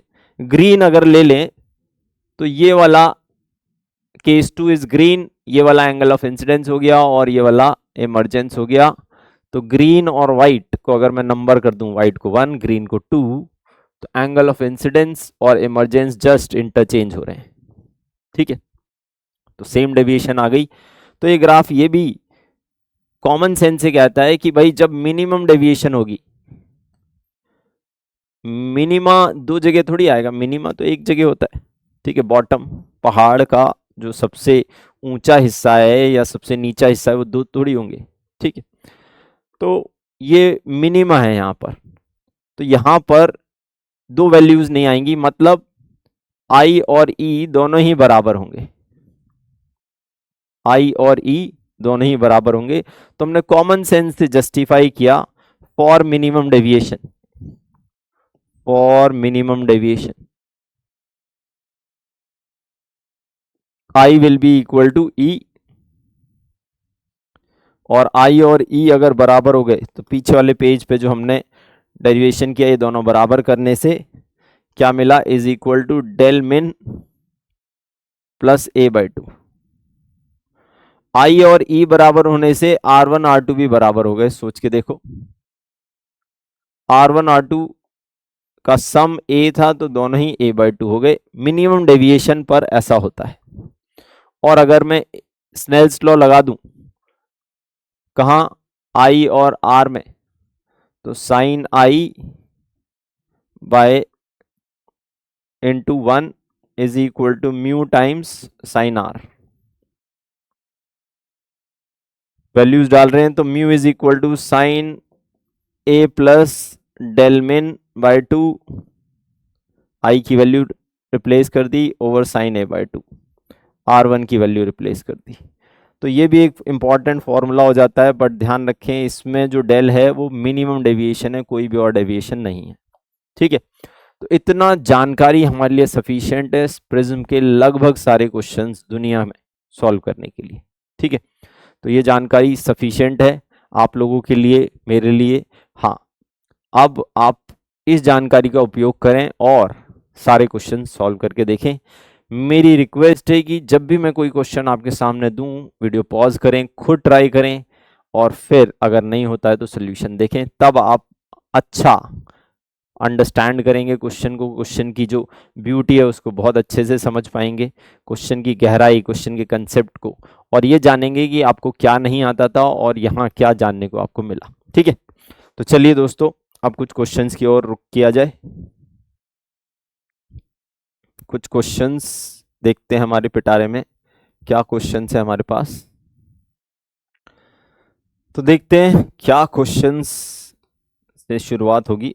आहा हा, तो ये क्वेश्चन आईआईटी एडवांस का है 2015 या 16, मुझे एग्जैक्ट याद नहीं है, मगर हाँ आईआईटी एडवांस का आया हुआ क्वेश्चन है। आप इसको स्क्रीनशॉट लेकर गूगल पे सर्च मारेंगे तो मिल जाएगा। ठीक है, तो अब क्वेश्चन क्या है, क्वेश्चन समझते हैं। एक पैरेलल बीम ऑफ लाइट है incident from air at an angle of alpha. इस फेस पर अल्फा एंगल से लाइट गिर रही है, इसका रिफ्रैक्टिव इंडेक्स प्रिज्म का म्यू है, एंगल ऑफ प्रिज्म थीटा है, और वो कहते हैं कि यहां पर पी आर फेस पर टी आई आर होता है अगर अल्फा की वैल्यू 45 होती है तो। ठीक है, अब आपको बताना है रिफ्रैक्टिव इंडेक्स, नहीं सॉरी, एंगल ऑफ प्रिज्म जब 45 होती है तो यहाँ जस्ट टी आई आर होता है, जस्ट टी आई आर। ठीक है, ओके, तो वापस से रे डायग्राम पूरा किया जाए। टुवर्ड द नॉर्मल बेंड होगी थोड़ी सी, ये लाइट रे टुवर्ड द नॉर्मल बेंड हुई, यहाँ जस्ट टी आई आर हो रहा है, तो इस एंगल को वैसे तो थीटा सी से थोड़ा बड़ा मगर थीटा सी बोला जा सकता है। ओके, इतनी सी बात है, ये एंगल थीटा सी है, ये एंगल थीटा सी है, तो ये कितना हुआ, या ये नॉर्मल है सरफेस पर, ये पूरा एंगल 90 डिग्री है। तो अब बाकी के एंगल्स की वैल्यूज निकालते हैं, और साइन थीटा सी वगैरह थोड़ा बहुत। साइन थीटा सी अगर आप देखें तो साइन थीटा सी है 1 by mu of denser medium which is √2 divide by mu of rare medium which is 1, तो 1 बाय √2 आंसर आया, और थीटा सी की वैल्यू आई 45 डिग्री। सो थीटा सी 45 डिग्री है दोस्तों, ये 45 डिग्री है, तो ये वाला एंगल भी 45 डिग्री हुआ, this angle is also 45 degree. ये एंगल 90 है, तो ये पूरा angle 90 plus R, 90 plus R हो गया। इस एंगल को मैं आर बोल रहा हूं, और आर की वैल्यू भी निकाल सकते हैं स्नेल्स लॉ से। साइन अल्फा एयर में उसका refractive index, sorry sine alpha, हाँ एयर में, और उसका रिफ्रैक्टिव इंडेक्स, और साइन आर प्रिज्म के अंदर उसका रिफ्रैक्टिव इंडेक्स। अल्फा की वैल्यू 45 है, तो 1 by √2 is equal to sine are into 1 √2, तो आर साइन आर की वैल्यू हो गई 1 बाय 2, और आर की वैल्यू हो गई 30 डिग्री। ओके, आर की वैल्यू हो गई 30 डिग्री, ये हो गया 120। इस ट्राइंगल की बात कर रहे हैं, पी इसको कुछ बोल दो S T, in triangle P S T, in triangle P S T अगर आप ध्यान से देखें, ये एंगल 45 आ चुका है, ये पूरा एंगल 90 प्लस आर है, जो कि 90 प्लस 30 डिग्री माना जाएगा। तो ये वाला एंगल थीटा हुआ, तीनों का सम 180 करना है, तो 90 plus 30 degree plus 45 degree plus theta is 180 degree. Solve करने पर थीटा की वैल्यू कितनी दिख रही है, मुझे 15 डिग्री दिख रही है, आपको भी दिखेगी। Option A is the right answer. तो अगर आप ध्यान से देखें तो घबराने की जरूरत नहीं है, एडवांस के क्वेश्चन से किए जा सकते हैं, और नीट में भी पूछे जाने लायक क्वेश्चन है। इनफैक्ट इस बार के पेपर में तो थे ऐसे क्वेश्चंस। ठीक है, तो अच्छा क्वेश्चन है बिल्कुल। बहुत ज़्यादा मैथमेटिक्स और बहुत ज़्यादा कॉम्प्लेक्सिटी नहीं है, मगर हाँ सिचुएशन थोड़ी सी ट्रिकी है। ये जो रे है ना, ये इधर नीचे चली गई है, ठीक है। ऐसा पहली बार हुआ है, तो आप ज़्यादा जो क्वेश्चंस हैं वो इस टाइप के नहीं देखते हैं, इसलिए गलती होने के चांस थे, ठीक है। तो चलिए मूव करते हैं नेक्स्ट क्वेश्चन पर। तो अगला क्वेश्चन आपके सामने पेश है 2 करोड़ रुपए के लिए, ठीक है। ओके, आपका करियर 2 करोड़ से काफ़ी कॉस्टली है, मैं ये मानता हूँ। एक डॉक्टर तो इनफैक्ट करोड़ों अरबों रुपए से भी ज़्यादा का जादू अपने हाथ में रखता है, ठीक है। तो I hope you will become a awesome doctor. एक रे ऑफ लाइट है incident normally on the first reflecting face. Light पहले रिफ्लेक्टिंग सरफेस पर नॉर्मली इंसिडेंस हो रही है।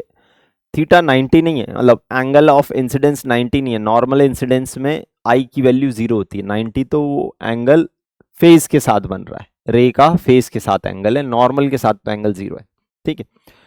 तो और ऐसा करने पर जो इमरजेंट रे है वो ग्रेजिंग इमरजेंस की फॉर्म में आती है, मतलब यहां से रे ऐसी निकल रही है ग्रेज करती हुई। तो मतलब ये जो एंगल होगा सेकेंड वाले फेस पर वो थीटा सी होगा, सही बात है। हाँ जी, ये वाला एंगल थीटा सी होगा। और यहाँ आई 0 है, यहाँ R1 भी 0 हो गया स्नेल्स लॉ से। R2 की वैल्यू थीटा सी के बराबर है। इनफैक्ट R1 प्लस R2 तो A होने थे, तो A भी थीटा सी के बराबर है, या कहें थीटा सी A के बराबर, एक ही बात है, ठीक है। तो अब वो कहता है कि अगर आधा ट्राइंगल, आधा प्रिज्म बिल्कुल बीच में से हटा दिया जाए, तो ये वाला पोर्शन हटा दिया जाए, ये वाला पोर्शन, ठीक है, तो आपका जो इमरजेंट एंगल होगा वो कैसा होगा, ठीक है। तो ये देखते हैं क्या डिमांड कर रहा है क्वेश्चन। तो क्या करते हैं, इस क्वेश्चन को और बेहतर अंडरस्टैंड करने के लिए इसका डायग्राम थोड़ा बड़ा बना लेते हैं। और रे ऑप्टिक्स में ना एक खास बात है कि जब भी आपको क्वेश्चन कॉम्प्लेक्स लगे उसका बड़ा और थोड़ा साफ डायग्राम बनाएं। साफ डायग्राम आंखों के थ्रू दिमाग में सही इंफॉर्मेशन पहुंचा देता है, ठीक है। तो ध्यान से देखें, ये 90 डिग्री है, ये एंगल ग्रेजिंग इमरजेंस रे निकाल रहा है, तो पक्की बात है ये जो एंगल यहां नॉर्मल के साथ बन रहा है वो थीटा सी है। फिर से आई की वैल्यू 0 है, R1 की वैल्यू भी 0 हो गई, इसलिए R2 जो कि R1 प्लस R2 A होता है उसकी वैल्यू A, और A थीटा सी है, A की वैल्यू थीटा सी हो गई, ठीक है। इतनी जानकारी हमारे लिए यहाँ पर सफिशिएंट है। अब हम इस वाले पार्ट को भूल जाते हैं, ये वाला पार्ट गया, this is gone, pink is gone. तो दूसरे वाले पार्ट की बात करते हैं, तो ये वाला एंगल A/2 हो गया। ये तो अभी भी यहाँ पर I 0 है, यहाँ पर R1 अभी भी 0 ही है। R2 की वैल्यू अगर हम देखें तो ये this R2 is nothing but how much, R2 की वैल्यू हो जाएगी A/2। ये आप ट्राइंगल से भी देख सकते हैं, 90 डिग्री यहाँ पर है, ये 90 माइनस A/2 तो A/2, R2 A/2। तो ये अब जो एंगल है, अब जो फाइनल रे निकल रही है उसको मैं वाइट से दिखा रहा हूँ, ये तो पहले वाली रे थी, नॉर्मल के साथ कुछ थीटा एंगल बनाती हुई निकलेगी। थीटा एंगल ये है, ध्यान से देखें, पूरा बड़ा एंगल थीटा है। तो ये थीटा एंगल की वैल्यू अब हम निकालते हैं स्नेल्स लॉ से, at the vertical face sine R2 into refractive index is equal to sine theta. Sine R2 is sine theta C/2, A/2 is theta C/2 into mu is equal to sin theta। अब sine theta C by two कैसे लिखा जाए ये ध्यान से देखें, किस form में है, अच्छा ए की फॉर्म में है, तो sine A by two, sine theta C ना लिखकर ए बाई टू लिख दो, into mu is sine theta, so theta is sine inverse of mu sine A by two. क्या इस फॉर्म में कोई आंसर है? Mu sine A by two नहीं, म्यू है ही नहीं पिक्चर में, तो आपको म्यू को गायब करना है। म्यू को गायब कैसे करें? यहां से sine theta C sine A by two, sine theta C sine A, क्योंकि थीटा सी ए है, साइन थीटा सी होता है 1/म्यू, तो 1/म्यू is sine A, so mu is sine A by 1/साइन ए, म्यू इज 1/साइन ए, 1/साइन ए, तो म्यू की जगह 1/साइन ए डाल रहा हूं दोस्तों, बस और कुछ नहीं कर रहे। साइन इनवर्स 1/साइन A into sine A by two, sine A को आपने एक्सपैंड करके लिख दिया sine inverse sine A by two divided by 2 sine A by two cos A by two. ठीक है, sine A by two sine A by two गायब, bracket के अंदर बचा साइन इनवर्स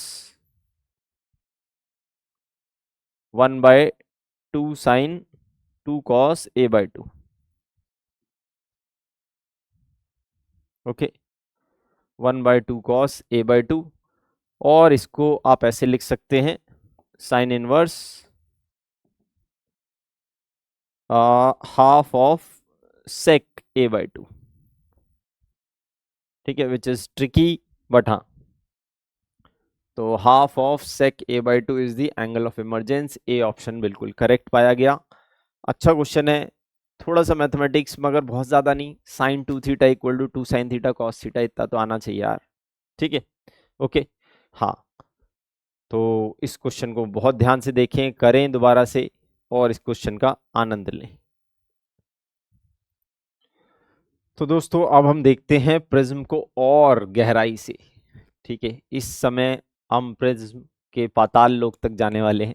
ठीक है, प्रिज्म को बहुत बहुत डीपली इन छोटे छोटे बेसिक क्वेश्चन से हम समझेंगे।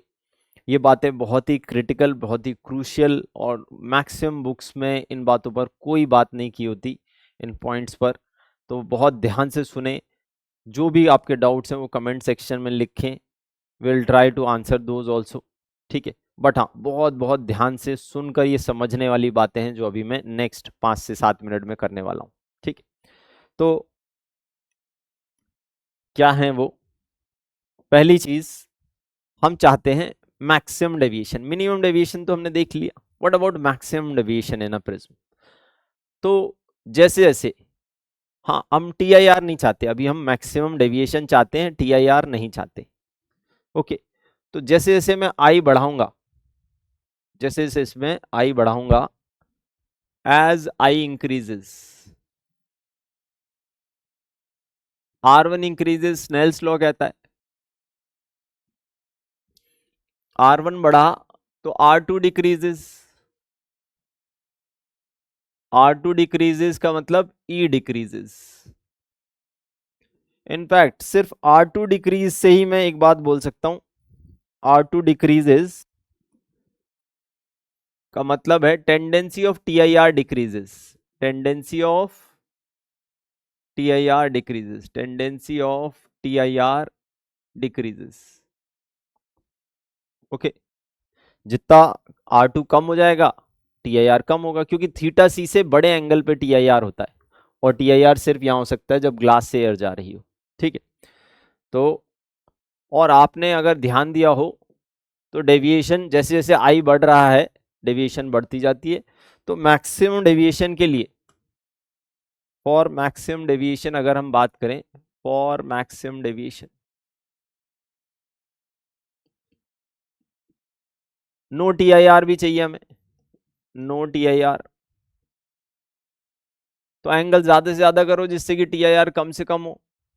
एंगल ज्यादा से ज्यादा करने पर I की वैल्यू 90, R1 की वैल्यू थीटा सी।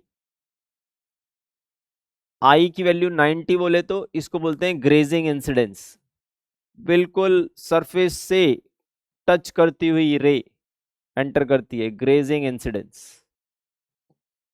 ओके, और R1 की वैल्यू थीटा सी हो जाती है। तो रे डायग्राम कुछ ऐसा बनता है, रे डायग्राम कुछ ऐसा बनता है। चलो मैं एक नया रे डायग्राम बना देता हूं। ये प्रिज्म और ये इंसिडेंट रे पिंक कलर की, ये नॉर्मल, ये थीटा सी, ये दूसरा एंगल, और यहां कुछ किसी एंगल से निकल गई, ये obviously A minus theta C. ठीक है, ये E। इस सिचुएशन से ज्यादा डेविएशन आप नहीं ला सकते हो, इसको ग्रेजिंग इंसिडेंस भी बोल सकते हैं, और यही ग्रेजिंग इमरजेंस भी बन जाएगा दोस्तों। बस रे डायग्राम पलटने की देर है। तो इस समय जो डेविएशन है, इस समय जो डेविएशन है, अगर मैं इसको ऐसे करके जोड़ूं तो ये है डेविएशन, मैक्सिमम डेविएशन। इससे ज्यादा डेविएशन इस प्रिज्म में नहीं ला जा सकती।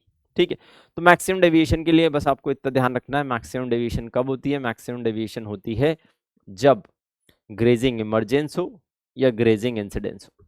ठीक है, अगर इन दोनों में से भी कभी कोई चूज करना पड़े तो grazing incidence is a better case. Okay, तो ग्रेजिंग इंसिडेंस, क्योंकि उसमें TIR की टेंडेंसी भी सबसे कम है। ठीक है, तो अब हम आगे बढ़ते हैं।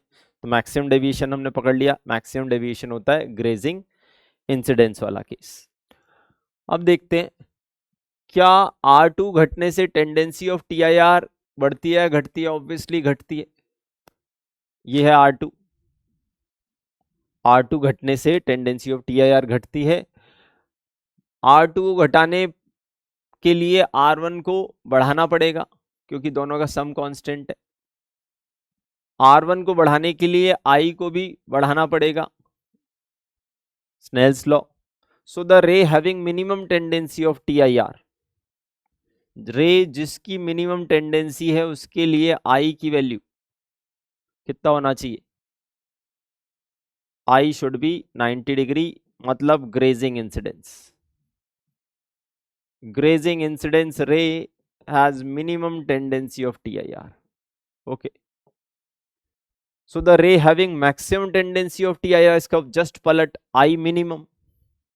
I minimum क्या हो सकता है? 0. 0 बोले तो normal incidence is the maximum tendency of TIR. Normal incidence. Okay. ये बातें बहुत बहुत बहुत क्रिटिकल बातें बोल रहा हूं मैं इस समय। ठीक है, हम प्रिज्म को बिल्कुल ऐसे समझने की कोशिश कर रहे हैं कि जीवन भर के लिए प्रिज्म हमारा हो जाए। ठीक है, तो नॉर्मल इंसिडेंस मिनिमम आई से मिनिमम R1 से R2 मैक्सिमम, R2 मैक्सिमम, तो TIR की टेंडेंसी भी मैक्सिमम क्योंकि वहीं TIR होगा। ठीक है, अब देखते हैं, इन सारे क्वेश्चंस को आप जरूर अपनी कॉपी में नोट करें, लिखें, बहुत ही इंपॉर्टेंट क्वेश्चन है, एक भी छोटा सा पार्ट उठकर क्वेश्चन बनाया जा सकता है। Condition for sure emergence, no TIR possible. ठीक है, अब ऐसा बोला जा रहा है कि कुछ कर लो, प्रिज्म में TIR हो ही ना, प्रिज्म में TIR हो ही ना। तो जब मैं कह रहा हूं हो ही ना, तो वो चेक करो ना, उस रे को पास करा के भेजो जिसकी मैक्सिमम टेंडेंसी थी TIR की। ठीक है, ध्यान से एक स्टोरी सुनाता हूं। एक क्लास में बच्चे हैं, ठीक है, अगर मैं कह रहा हूं कि ये एग्जाम कोई नहीं क्रैक कर सकता, ये मुझे इंश्योर करना है, तो सबसे होशियार बच्चा जिसकी मैक्सिमम टेंडेंसी है पास होने की, उसको अगर मैंने फेल करा दिया तो कोई और पास हो ही नहीं सकता, सीधी सी बात है। ठीक है, तो यहां भी, यहां वो रे कौन सी है जिसकी मैक्सिमम टेंडेंसी है TIR की? अभी पढ़ा, नॉर्मल। अगर नॉर्मल रे भी TIR ना करे तो पक्की बात है और कोई रे तो करेगी नहीं। ठीक है, इन शब्दों को दोबारा रिपीट करने की जरूरत हो सकती है दोस्तों। ठीक है, जिस चीज की मैक्सिमम टेंडेंसी है टीआईआर करने की, अगर वही टीआईआर नहीं कर रही तो बाकी और तो कोई कर ही नहीं सकते। ठीक है, so the maximum value of R2 for no TIR is theta. Maximum value of R1 obviously कितना हो गया, 90 minus theta C. So the value of angle of prism, so no ray perform TIR.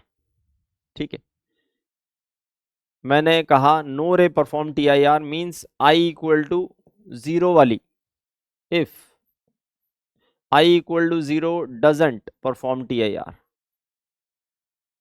Doesn't perform TIR, it means no other ray, no other ray will perform TIR, will do TIR। Okay, तो इसी रे से हम बात कर रहे हैं। I equal to 0 करते ही R1 की वैल्यू भी 0 हो जाती है, और R1 की वैल्यू 0 होते ही R2 की वैल्यू A हो जाती है, और अगर A खुद थीटा सी से छोटा हो गया तो नो TIR। ठीक है, तो कंडीशन फॉर नो TIR आ गई, A should be less than theta C, A should be less than theta C. In fact equal भी लगा सकते हो, क्योंकि इक्वल पे भी टीआईआर नहीं होता है। ठीक है, ओके, तो ये कंडीशन आ गई है नो टीआईआर की, याद रखें। अगर एक प्रिज्म का म्यू है लेट्स से √2, तो इसका थीटा सी आएगा 45 डिग्री दोस्तों। और अगर ए 45 डिग्री से कम है या बराबर है, if A is less then और इक्वल टू 45 डिग्री, तो आप कोई भी रे मार लो, इधर से कोई भी रे, वो बिना टीआईआर के इस फेस से निकल जाएगी, टीआईआर होना पॉसिबल ही नहीं है। ठीक है, ओके, हाँ, तो ये आ गई कंडीशन फॉर श्योर इमरजेंस, बिना टीआईआर के निकल के ही रहे। अब इसका उल्टा, कंडीशन फॉर नो इमरजेंस, कुछ भी कर लो टीआईआर रे करेगी ही करेगी। ठीक है, कुछ भी कर लो टीआईआर रे करेगी ही करेगी, तो इसको भी हमने देखा। हम बात करने वाले हैं if for I equal to minimum tendency रखने वाली रे अगर टीआईआर कर गई, मिनिमम टेंडेंसी रखने वाली रे अगर टीआईआर कर गई तो सभी कर जाएंगी। क्लास का सबसे कमजोर बच्चा अगर जीत गया तो सभी जीतेंगे भाई। ठीक है, ओके, तो आई इक्वल टू 90 वो रे है जिसकी टेंडेंसी टीआईआर की सबसे कम है। तो यहां हम बात करने वाले हैं I equal to 90 have minimum tendency of TIR, have minimum tendency of TIR. So, if for I equal to 90, TIR takes place, TIR takes place, it means every other ray will perform TIR, will do TIR. Okay, तो बस I equal to 90 को लेकर आगे बढ़ते हैं। I की value 90, R1 की value theta C, R2 की value 90 minus theta C, sorry A minus theta C, A minus theta C, A minus in fact R1 होता है, R1 की वैल्यू थीटा सी है तो ए माइनस थीटा सी। और अगर R2 थीटा सी से बड़ा हो गया, R2 थीटा सी से बड़ा हो गया तो TIR हो गया। तो मैंने 90 वाली रे के लिए TIR करने के लिए कंडीशन लगा दी, A minus theta C is greater than theta C, so A is greater than 2 theta C. ये आ गई कंडीशन फॉर नो इमरजेंस। अगर ए की वैल्यू 2 थीटा सी से बड़ी है तो कुछ कर लो TIR होगा ही होगा, कुछ कर लो TIR होगा ही होगा। जैसे कि एक एग्जांपल देता हूं, लेट से ये वैल्यू है म्यू इक्वल टू कितना 2, तो यहाँ थीटा सी की वैल्यू हमें दिख रही है 30 डिग्री, ठीक है। साइन इनवर्स 1/2 किया तो 30 डिग्री। अगर एंगल ऑफ प्रिज्म, अगर एंगल ऑफ प्रिज्म बड़ा है किससे, 60 डिग्री से, 2 टाइम्स थीटा सी से, तो पक्का टी आई आर होगा ही होगा। T I R must take place. जो भी रे इस फेस से एंटर करेगी, कैसे भी करे, वो पक्की बात है इस फेस पर अगर स्ट्राइक की तो यहाँ पर टी आई आर करेगी ही करेगी, श्योरिटी है, ठीक। तो ये सारी बातें बहुत ही क्रूशियल हैं, बहुत ही क्रिटिकल हैं, बहुत ही खुफिया हैं, ठीक है। आपको मैं रॉ का एजेंट बना दूंगा, ठीक है। तो इन बातों को ध्यान रखें, ठीक है। हाँ, थोड़ी सी कॉम्प्लेक्स है, ठीक है, बट बार बार आप रिवाइज करेंगे और इनको समझ के लिखने की कोशिश करेंगे तो विल गेन इट। ओके, चलो दोस्तों अब आगे बढ़ा जाए, क्वेश्चंस पर आते हैं। तो इस पर बेस्ड जो क्वेश्चंस हैं वो कैसे होते हैं देखें हम।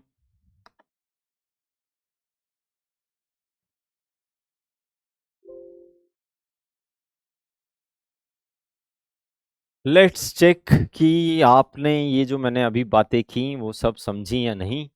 तो चलिए पहले कुछ एलिमेंट्री बेसिक क्वेश्चन से शुरू करते हैं और फिर जाते हैं एडवांस लेवल तक। तो क्या a ray of light is incident by a grazing one of the face, grazing incidence पे लाइट आ रही है, after refraction the ray does not emerge out, what should be the angle of incidence. Grazing emergence ray, grazing emergent ray भी निकल नहीं पा रही है बिना टी आर के, तो पक्की बात है एंगल ऑफ प्रिज्म क्या होगा, बताओ जल्दी से, पॉज करें और आंसर दें जल्दी से जल्दी से। बिल्कुल सही बात है, अभी ये एक क्षण पहले किया। तो angle of prism must be more than 2 theta C, must be more than 2 theta C, ठीक है, पक्की बात है। तभी ग्रेजिंग इंसिडेंस रे तो मिनिमम टेंडेंसी रखती है टी आई आर की, और उसको भी टी आई आर करा आपने, तो पक्की बात है ए 2 थीटा सी से बड़ा होगा।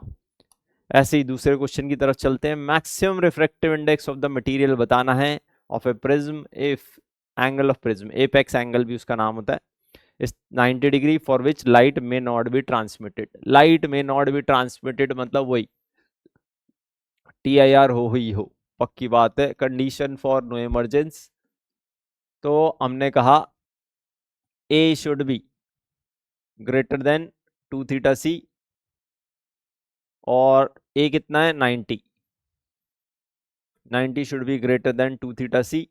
सो अगर मैं इक्वल वैल्यू की बात करूं, so theta C should be less than 45 degree, और साइन थीटा सी होता है 1/μ 45 डिग्री, तो म्यू की वैल्यू जो लिमिटिंग वैल्यू आ रही है वो √2, ओके, म्यू √2 होना चाहिए for which light will not be able to, ठीक है, इनफैक्ट, और हाँ √2 तो होना ही चाहिए, ठीक है, इससे ज़्यादा वैल्यू भी चलेगी, पर हाँ √2 इज द लिमिटिंग केस, ठीक है। चलिए दोस्तों अब हम थोड़े से भारी क्वेश्चंस की ओर रुख करते हैं और देखते हैं कि किस टाइप के क्वेश्चंस और पूछे जा सकते हैं। तो देखते हैं, ओहो काफ़ी अच्छा और थोड़ा सा मुश्किल क्वेश्चन, ठीक है। क्या है क्वेश्चन में, थ्योरी मतलब जो टेक्स्ट है वो थोड़ा ज़्यादा है, ठीक है। ये बेसिकली एक पैसेज का पार्ट है, ठीक है। हाँ पैसेज टाइप के क्वेश्चन नहीं आते, मगर ये ऑब्जेक्टिव क्वेश्चन ही है, सिंगल ऑप्शन करेक्ट तो किया जा सकता है, करना चाहिए, ठीक है। तो क्या है, एक प्रिज्म को, ऐसे प्रिज्म आप टेलीस्कोप में, आप ऐसे प्रिज्म बाइनोकुलर्स वगैरह में यूज़ करते हैं, और ये एप्लीकेशन वहीं से पिक किया गया है, ठीक है। तो क्या है, इनको राइट एंगल प्रिज्म बोलते हैं, 90 डिग्री का एंगल है यहाँ पर। Transmitted a horizontal incident ray, एक हॉरिजॉन्टल रे आती है, यहाँ पर टी आई आर होता है, फिर टकराती है और फिर थोड़ा नीचे वाली जगह से सीधी निकल जाती है, ठीक है। उसने बोल रखा है कि इस टाइप के फिनोमिना को, इस टाइप के डिवाइस को एनामॉर्फिक डीमैग्नीफायर बोलते हैं, ठीक है। ऊंचाई से रे को उसने नीचाई पर ला दिया, इसलिए इसको डीमैग्निफिकेशन बोल रहे हैं, ठीक है। और 2 बार TIR हुआ और रे हॉरिजॉन्टल थी, इंसिडेंट भी और हॉरिजॉन्टल निकल गई। ठीक है। If the emergent ray is also horizontal, which of the following is the correct option for the refractive index? ठीक है, रिफ्रैक्टिव इंडेक्स के लिए करेक्ट ऑप्शन क्या है? तो दोस्तों क्या करते हैं हम, क्योंकि ये क्वेश्चन थोड़ा सा ट्रिकी है, हम अपना रे डायग्राम बना लेते हैं बढ़िया सा। ठीक है, रे डायग्राम बहुत बहुत इंपॉर्टेंट रोल प्ले करता है, जैसे कि मैं पहले भी बता चुका हूँ। जितना क्लियर रे डायग्राम हो उतना अच्छा। ठीक है, प्रैक्टिस के दौरान तो ये रोल आप हमेशा फॉलो करें। तो मैंने थोड़ा सा डायग्राम पहले से बना लिया आपके लिए। ठीक है, ये इंसिडेंट रे थी एट हाइट h1i, ये हाइट h1 है यहाँ से लेकर यहाँ तक, और एट हाइट h2 निकल गई। तो आपको h1 h2 की टर्म्स में ही म्यू को शो करना है, शायद नहीं, म्यू को थीटा की टर्म्स में शो करना है। ठीक है, थीटा क्या है? थीटा ये वाला एंगल है। ठीक है, तो आप ध्यान देते हैं सारे एंगल्स थोड़ी ज्योमेट्री यहाँ पर यूज करने वाले हैं हम। इस एंगल को क्यों ना कुछ मान लिया जाए, आर। ठीक है दोस्तों, इस एंगल को मैं आर बोल रहा हूँ। ठीक है, और जैसे ही इस एंगल को आर बोला, बाकी एंगल्स निकालने आसान हो गए। ये वाला एंगल भी थीटा ही है क्योंकि ये बेस के पैरेलल थी, और ये वाला एंगल, पहला एंगल ऑफ इंसिडेंस हो गया 90 माइनस थीटा, ये वाला एंगल भी हो गया 90 माइनस थीटा, क्योंकि ये angle I equal to angle R है। सॉरी, ये वाला नहीं, पूरा एंगल की बात करें,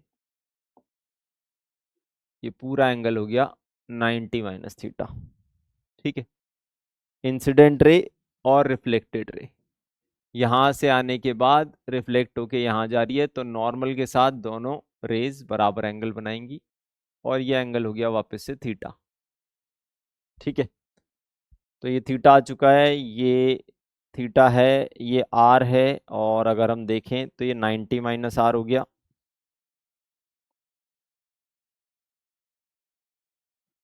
ये एंगल हाउ मच, ये तो 90 है,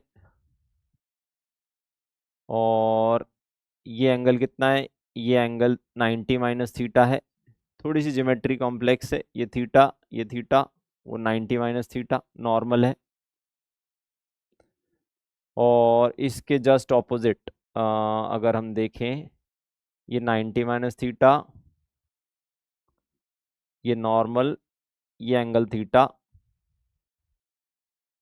और ये 90 माइनस आर, इसको अगर हम देखें, ये इसके ऊपर 90 डिग्री था, ये एंगल कितना होगा? ये एंगल आ गया है how much, theta 2r 180 minus theta plus 2r। Okay, ये एंगल भी आ गया, और अब आप इस एंगल को भी लिख सकते हैं, how much is this angle, ये वाला एंगल लिख रहा हूं मैं, ये नॉर्मल है, तो इन दोनों एंगल्स का सम 90 होना चाहिए। तो 180, इसको कुछ भी अल्फा अभी के लिए नाम ले देते हैं, तो अल्फा की वैल्यू मुझे दिख रही है, alpha is equal to 90 minus 180 minus theta plus 2r। तो अल्फा की value I how much, alpha की वैल्यू आई कितनी कितनी,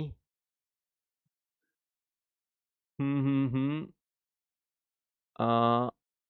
90 minus 180 plus theta plus 2r। Okay, अभी वैल्यूज डाल देंगे बस। हाँ, अब एक ट्रायंगल, कोई भी एक ट्रायंगल ले लो जिसमें सारे एंगल्स आपको पता हो। ये नॉर्मल था, ये थीटा था, ये 90 माइनस थीटा, ये 90।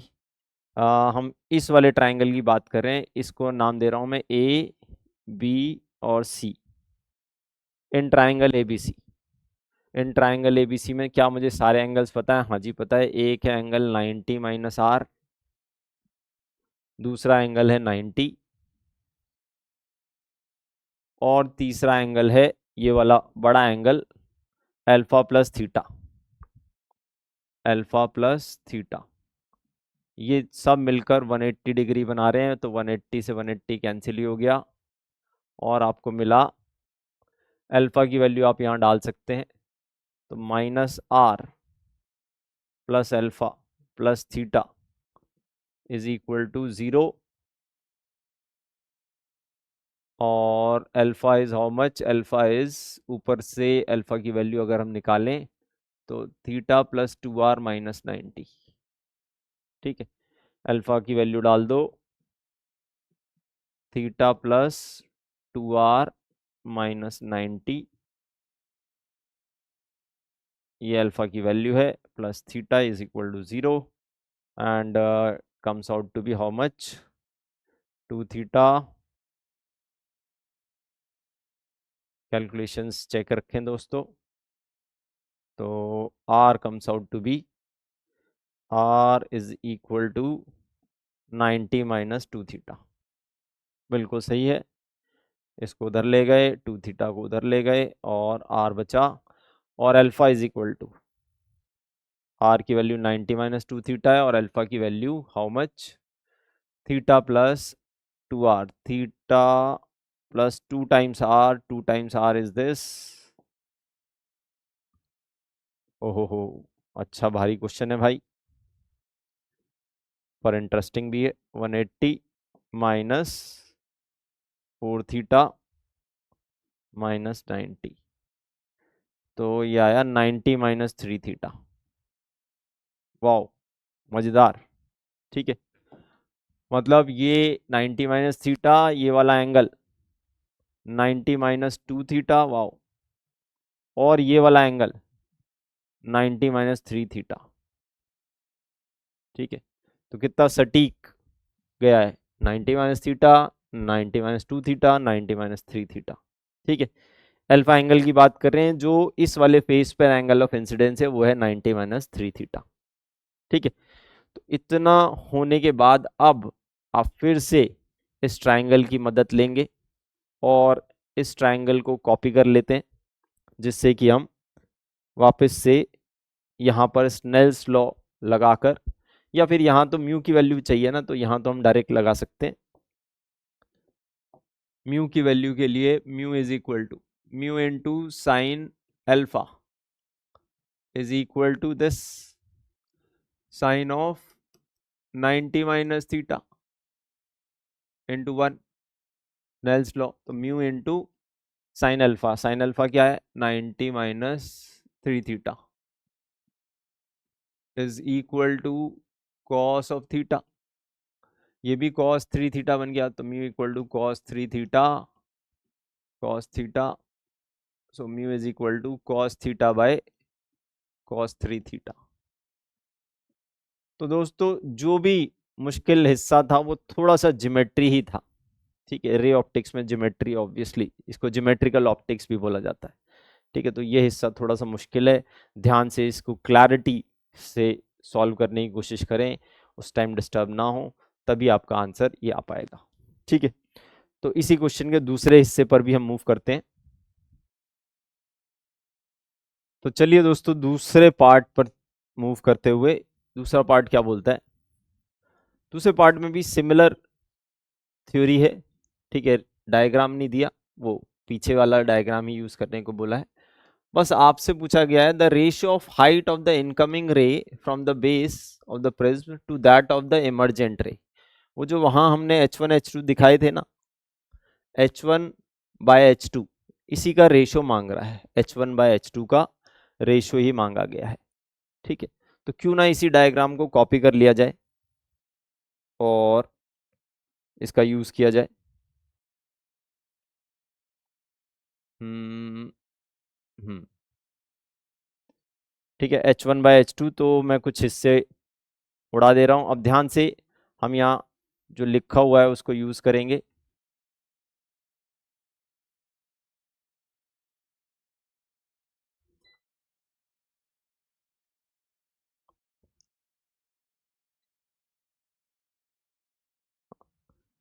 ठीक है, हमारा क्या रिजल्ट है, ये 90 माइनस थीटा था, 90 माइनस टू थीटा, ये जो रिजल्ट निकाला ना इसको जस्ट हम रिटेन रख लेते हैं, ठीक है। तो ठीक है, ये भी हो ही चुका है। ओके, रे डायग्राम बनाने से बेहतर है हमने यूज कर लिया। तो हमारे पास कौन कौन से एंगल पता है हमें। ये वाली हाइट h1 है, ये वाला एंगल थीटा है, और ये वाला एंगल, ये पूरा एंगल, ये पूरा एंगल की बात कर रहा हूं मैं, ये कितना था, ये आया था 90, वापस से पीछे जा सकते हैं, ये आया था alpha 90 minus 3 theta plus theta, तो 90 माइनस 2 थीटा ये वाला एंगल है। This whole angle is 90 minus 2 theta. Okay दोस्तों, ये पूरा एंगल 90 माइनस 2 थीटा है, और ये एंगल कितना है, ये एंगल है 90 माइनस 3 थीटा। ये 90 माइनस 3 थीटा, तो ये एंगल हो गया 3 थीटा, यहां से यहां तक का ये थीटा आ चुका है। अब बस कुछ नहीं करना हमें, ट्राइंगल के नाम क्या थे, A B C, A B C, in triangle A B C, A C की वैल्यू लिख रहा हूं मैं, in triangle A B C, in triangle A B C, A C जो कि हाइपोटेन्यूज है, इनफैक्ट ऐसे लिख दो, cos of 90 minus 2 theta, 90 minus 2 theta is equal to base h2 by A C, तो A C is equal to h by cos of 90 minus 2 theta which is h bye sine of 2 theta. ठीक बात है, ए C की value आ गई। इसी तरीके से इस वाले ट्राइंगल को कुछ नया नाम दे दो, ए बी सी हो गया था D E, in triangle C D E, in triangle C D E. क्या आपको कुछ एंगल पता है, हाँ जी, ये वाला एंगल पता था हमें, ये था 90 माइनस 2 थीटा, तो ये वाला हो गया 2 थीटा, और इस ट्राइंगल की अगर हम बात करें, in triangle C D E, sine of 2 theta is how much, is h by h1 by, ये h2 था, h1 by perpendicular upon hypotenuse को लिखते हैं CE, तो CE की वैल्यू आ रही है, CE is h1 by sine of 2 theta. अब triangle ACE, in triangle ACE, in triangle ACE, इस ट्राइंगल की बात कर रहे हैं हम, ठीक है। इस ट्राइंगल को छोटा सा मैं यहाँ बना भी दे रहा हूँ, ये एंगल 3 थीटा है, ये एंगल थीटा है, हाँ जी, ये है E, और ये है C, और ये है A। तो साइन रूल के हिसाब से आप लिख सकते हो AC बाय उसका ऑपोजिट का साइन, तो AC divided by sine theta will be equal to CE divide by sine 3 theta, CE divided by sine 3 theta.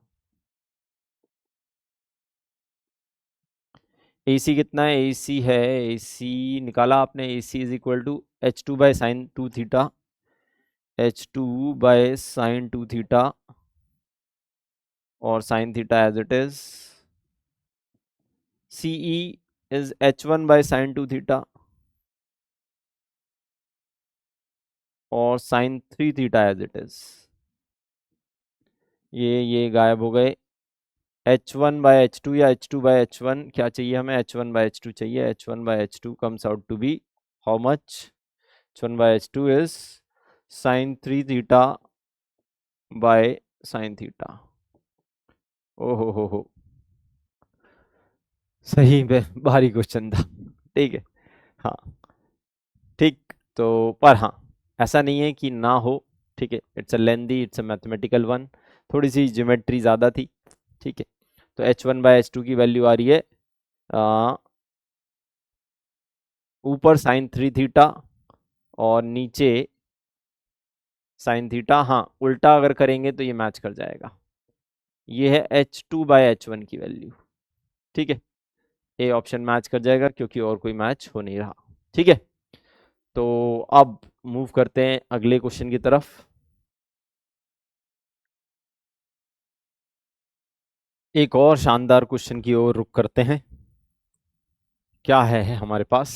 हाँ, ये क्वेश्चन भी थोड़ा सा मुश्किल है. ठीक है. हाँ ठीक है यार, चलता है. मतलब पेन किलर सीरीज का मेन मोटिव है कि अगर आप इन क्वेश्चंस को कर लेते हैं तो आप बिल्कुल निश्चिंत सो सकते हैं कि इससे ज़्यादा कुछ नहीं पूछा जा सकता. नीट का पेपर कितना ही मुश्किल आए, कुछ ही कर लिया जाए. ठीक है. तो यहाँ 5 isosceles right angle triangular prism है. लाइट रे इंसिडेंट होती है यहाँ पर at 90 degree at the first face emerges as the same angle with the normal the last face. ये डायग्राम सही नहीं है. ठीक है. इंसिडेंट एंगल 90 डिग्री है और इमर्जेंट एंगल भी 90 डिग्री है. ठीक है. तो ग्रेजिंग इंसिडेंस है और ग्रेजिंग इमरजेंस है, मगर 5 प्रिज्म बीच में पड़ते हैं. ठीक है. तो आपको बताना है which of the following condition relation will hold true for the situation. ठीक है. तो क्या करते हैं, फिर से हम एक बेहतर रे डायग्राम बना लेते हैं. ओके. ग्रेजिंग इंसिडेंस रे, ये रे ऐसे जा रही है यहाँ पर और यहाँ नॉर्मल ले लेते हैं. ये रहा आपका नॉर्मल. थोड़ा और ऊपर ले लेते हैं. रे जा रही है यहाँ तक और ये रहा नॉर्मल. ये रे मूव हुई और फिर यहाँ से कुछ एंगल बनाया. ठीक है, ये तो ऑब्वियसली थीटा C1 ही होगा. ठीक है, ये इसको बोल देते हैं R1. ठीक है, वैसे ये 90 है तो R1 की वैल्यू अगर कोई पूछे तो R1 है 90 माइनस थीटा C1. ठीक है. और फिर ये इस प्रिज्म से जाती है, इस प्रिज्म में जाती है, ऐसे ऐसे करते करते यहाँ ये R2 होगा, यहाँ वाला एंगल. ठीक है, ऊपर नीचे कर सकते हैं. ये वाला एंगल कितना होगा? ये वाला होगा 90 माइनस R2.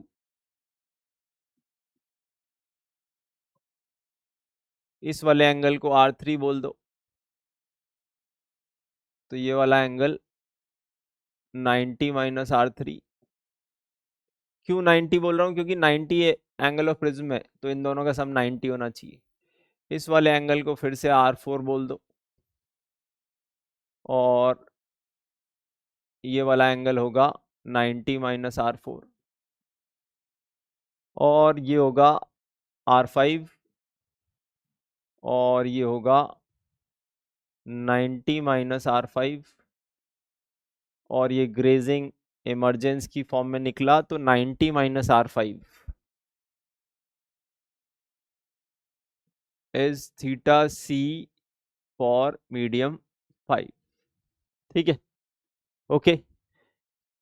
तो दोस्तों, अब हमें क्या करना है? अब हमें कुछ नहीं करना, बस यहाँ स्नेल्स लॉ लगाते जाना है. ठीक है. इस सरफेस पर स्नेल्स लॉ लगा रहे हैं, देखें. तो पहला स्नेल्स लॉ में आंसर दे रहा है sine R1 into mu 1. Is equal to sine R2 into μ2। सही बात है। यहां स्नेल्स लॉ लगाया, फिर sine 90 minus R2 into μ2 is equal to sine R3 into μ3। फिर मैंने यहां स्नेल्स लॉ लगाया, sine R4 into μ4 is equal to sine 90 minus R4 into μ4। फिर मैंने उधर लगाया, सॉरी ये मिस्टेक हुई, साइन R3 हो गया था और sign 90 minus R3, sign R3 के बाद sine 90 minus R3, 90 minus R3 into μ3 is equal to sine R4 into μ4। ठीक है। फिर उस सरफेस पर लगाया तो sine 90 minus R4 into μ4 is equal to sine R5 into μ5। ठीक है। इतना हिंट आने के बाद कि यहाँ साइन R2 बन रहा है, यहाँ कॉस R2 बन रहा है, यहाँ साइन R3 बन रहा है, यहाँ कॉस R3 बन रहा है, एंड सो ऑन। ठीक है। तो अगर मैं इस वाली इक्वेशन को पलट दूं, ठीक है, ठीक, तो ध्यान से देखें दोस्तों, मैं क्या कर रहा हूं, मैं ये equation as it is pick कर रहा हूं, सिर्फ छोटा सा हिस्सा। हाँ, ये एज इट इज इस वाली इक्वेशन को पलट के लिख रहा हूं और स्क्वायर भी कर रहा हूं। ठीक है। तो यहां सब जगह स्क्वायर आ गया। ये हिंट कहां से मिल रहा है, ये हिंट ऑप्शन से मिल रहा है, ये हिंट ऑप्शन से मिल रहा है। तो यहां आएगा साइन स्क्वायर R3 इंटू μ3 का स्क्वायर। यहाँ क्या आएगा, कॉस स्क्वायर, ये कॉस है दोस्तों, तो कॉस स्क्वायर R2 इंटू μ2 का स्क्वायर। ठीक है। इसको ऐसे ही रखो, ये कॉस स्क्वायर R3 बनेगा, कॉस स्क्वायर R3 इंटू μ3 का स्क्वायर, और ये बनेगा साइन स्क्वायर R4 इंटू μ4 का स्क्वायर, μ4 का स्क्वायर।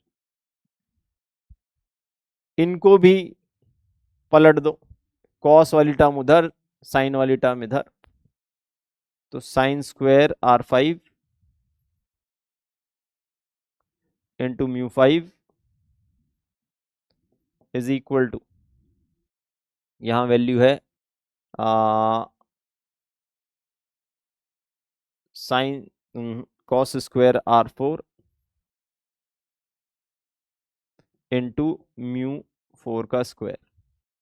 अगर हम इन सबको ऐड कर दें, तो ये साइन स्क्वायर कॉस स्क्वायर, ये साइन स्क्वायर कॉस स्क्वायर, ये साइन स्क्वायर कॉस स्क्वायर। यहाँ भी हम थोड़ा सा बदलाव करेंगे अभी, मगर वो एज इट इज रख लेते हैं। ठीक है। तो साइन स्क्वायर कॉस स्क्वायर 1 बन रहा है, ये भी साइन स्क्वायर कॉस स्क्वायर 1 बन रहा है, ये भी साइन स्क्वायर कॉस स्क्वायर 1 बन जा रहा है। ठीक है। और जैसे ही इनको ऐड कर रहे हैं तो हमें जो मिल रहा है वो मैं यहाँ लिख दे रहा हूँ, साइन स्क्वायर R1 μ1 स्क्वायर। ठीक है, μ1 पहले लिख लो दोस्तों, कंफ्यूजन कम होगा, प्लस ये साइन और कॉस ऐड हुए तो μ3 square, plus μ5 square sine square R5 okay, और यहां बन रहा है μ2 square plus μ4 square is equal to μ2 square plus μ4 square. Okay, कुछ कुछ बनता हुआ लग रहा होगा। अब आते हैं साइन स्क्वायर R1। R1 कुछ और नहीं 90 माइनस थीटा सी है, और साइन स्क्वायर R1 को अगर हम बोले तो ये बन जाएगा कॉस स्क्वायर थीटा सी। कुछ नहीं किया मैंने, दोनों साइड साइन लिया है, ये बन गया cos square theta C is 1 minus sine square theta C 1। ठीक है, तो साइन स्क्वायर R1 की जगह मैं डाल सकता हूं रूट ऑफ, सॉरी रूट हटा दो, इतना ही लिखो। ठीक है, तो यहाँ हम क्या यूज करने वाले हैं, साइन स्क्वायर R1 की जगह cos square theta C 1, cos square theta c1 is 1 minus sin square theta c1, which is 1 minus how much, 1 by mu1 square। ठीक है, तो ये वैल्यू आप यहाँ पुट करें, mu1 square into 1 minus 1 by mu1 square plus mu3 square plus mu5 square, इसकी भी value sign R5, R5 है 90 माइनस थीटा सी, R5 है 90 minus theta C, R5 is 90 minus theta C of 5। दोनों side sine लिए, sine R5 cos R theta C5, दोनों side square किया तो ये आ गया 1 minus sine square theta C5 which is 1 minus 1 by μ5 का स्क्वायर। इसकी वैल्यू हमने यहाँ डाली 1 माइनस 1 बाय μ5 का square, μ2 square plus μ4 square. Solve किया, ये आया μ1 square plus μ3 square plus μ5 square, यहाँ से भी 1 बचा, यहाँ से भी 1 बचा, तो -2 is equal to μ2 square plus μ4 square. 2 उधर ले जा सकते हैं, तो μ1 square plus μ3 square plus μ5 square is equal to 2 plus μ2 square plus μ4 square. ठीक है, ये 5 प्रिज्म की जगह 3 प्रिज्म का भी क्वेश्चन बनाया जा सकता था। ठीक है, थोड़ा सा कम कैलकुलेशंस होती, मगर हाँ तब भी करना यही पड़ता। ठीक है, तो अच्छा क्वेश्चन था, मुश्किल था। ठीक है, तो इस लेक्चर से हमने जो जाना, हमने जाना रिफ्रैक्शन, रिफ्रैक्शन का एक स्पेशल केस जो है कि टीआईआर और प्रिज्म मिलाकर हमने काफ़ी सारे बहुत गहरे क्वेश्चंस किए। ठीक है, तो इन डीप एनालिसिस के बाद आप श्योरिटी से ये मान सकते हैं कि अगर आपने ये क्वेश्चंस कर लिए which is a difficult task, तो कहीं का भी कोई भी एग्जाम, ठीक है, आपसे इन टॉपिक्स के क्वेश्चंस नहीं अटकेंगे। ठीक है, चलिए दोस्तों, तो इसी के साथ मैं अलविदा लेता हूँ और मिलते हैं नेक्स्ट लेक्चर में नेक्स्ट टॉपिक के साथ। Tata bye bye, take care.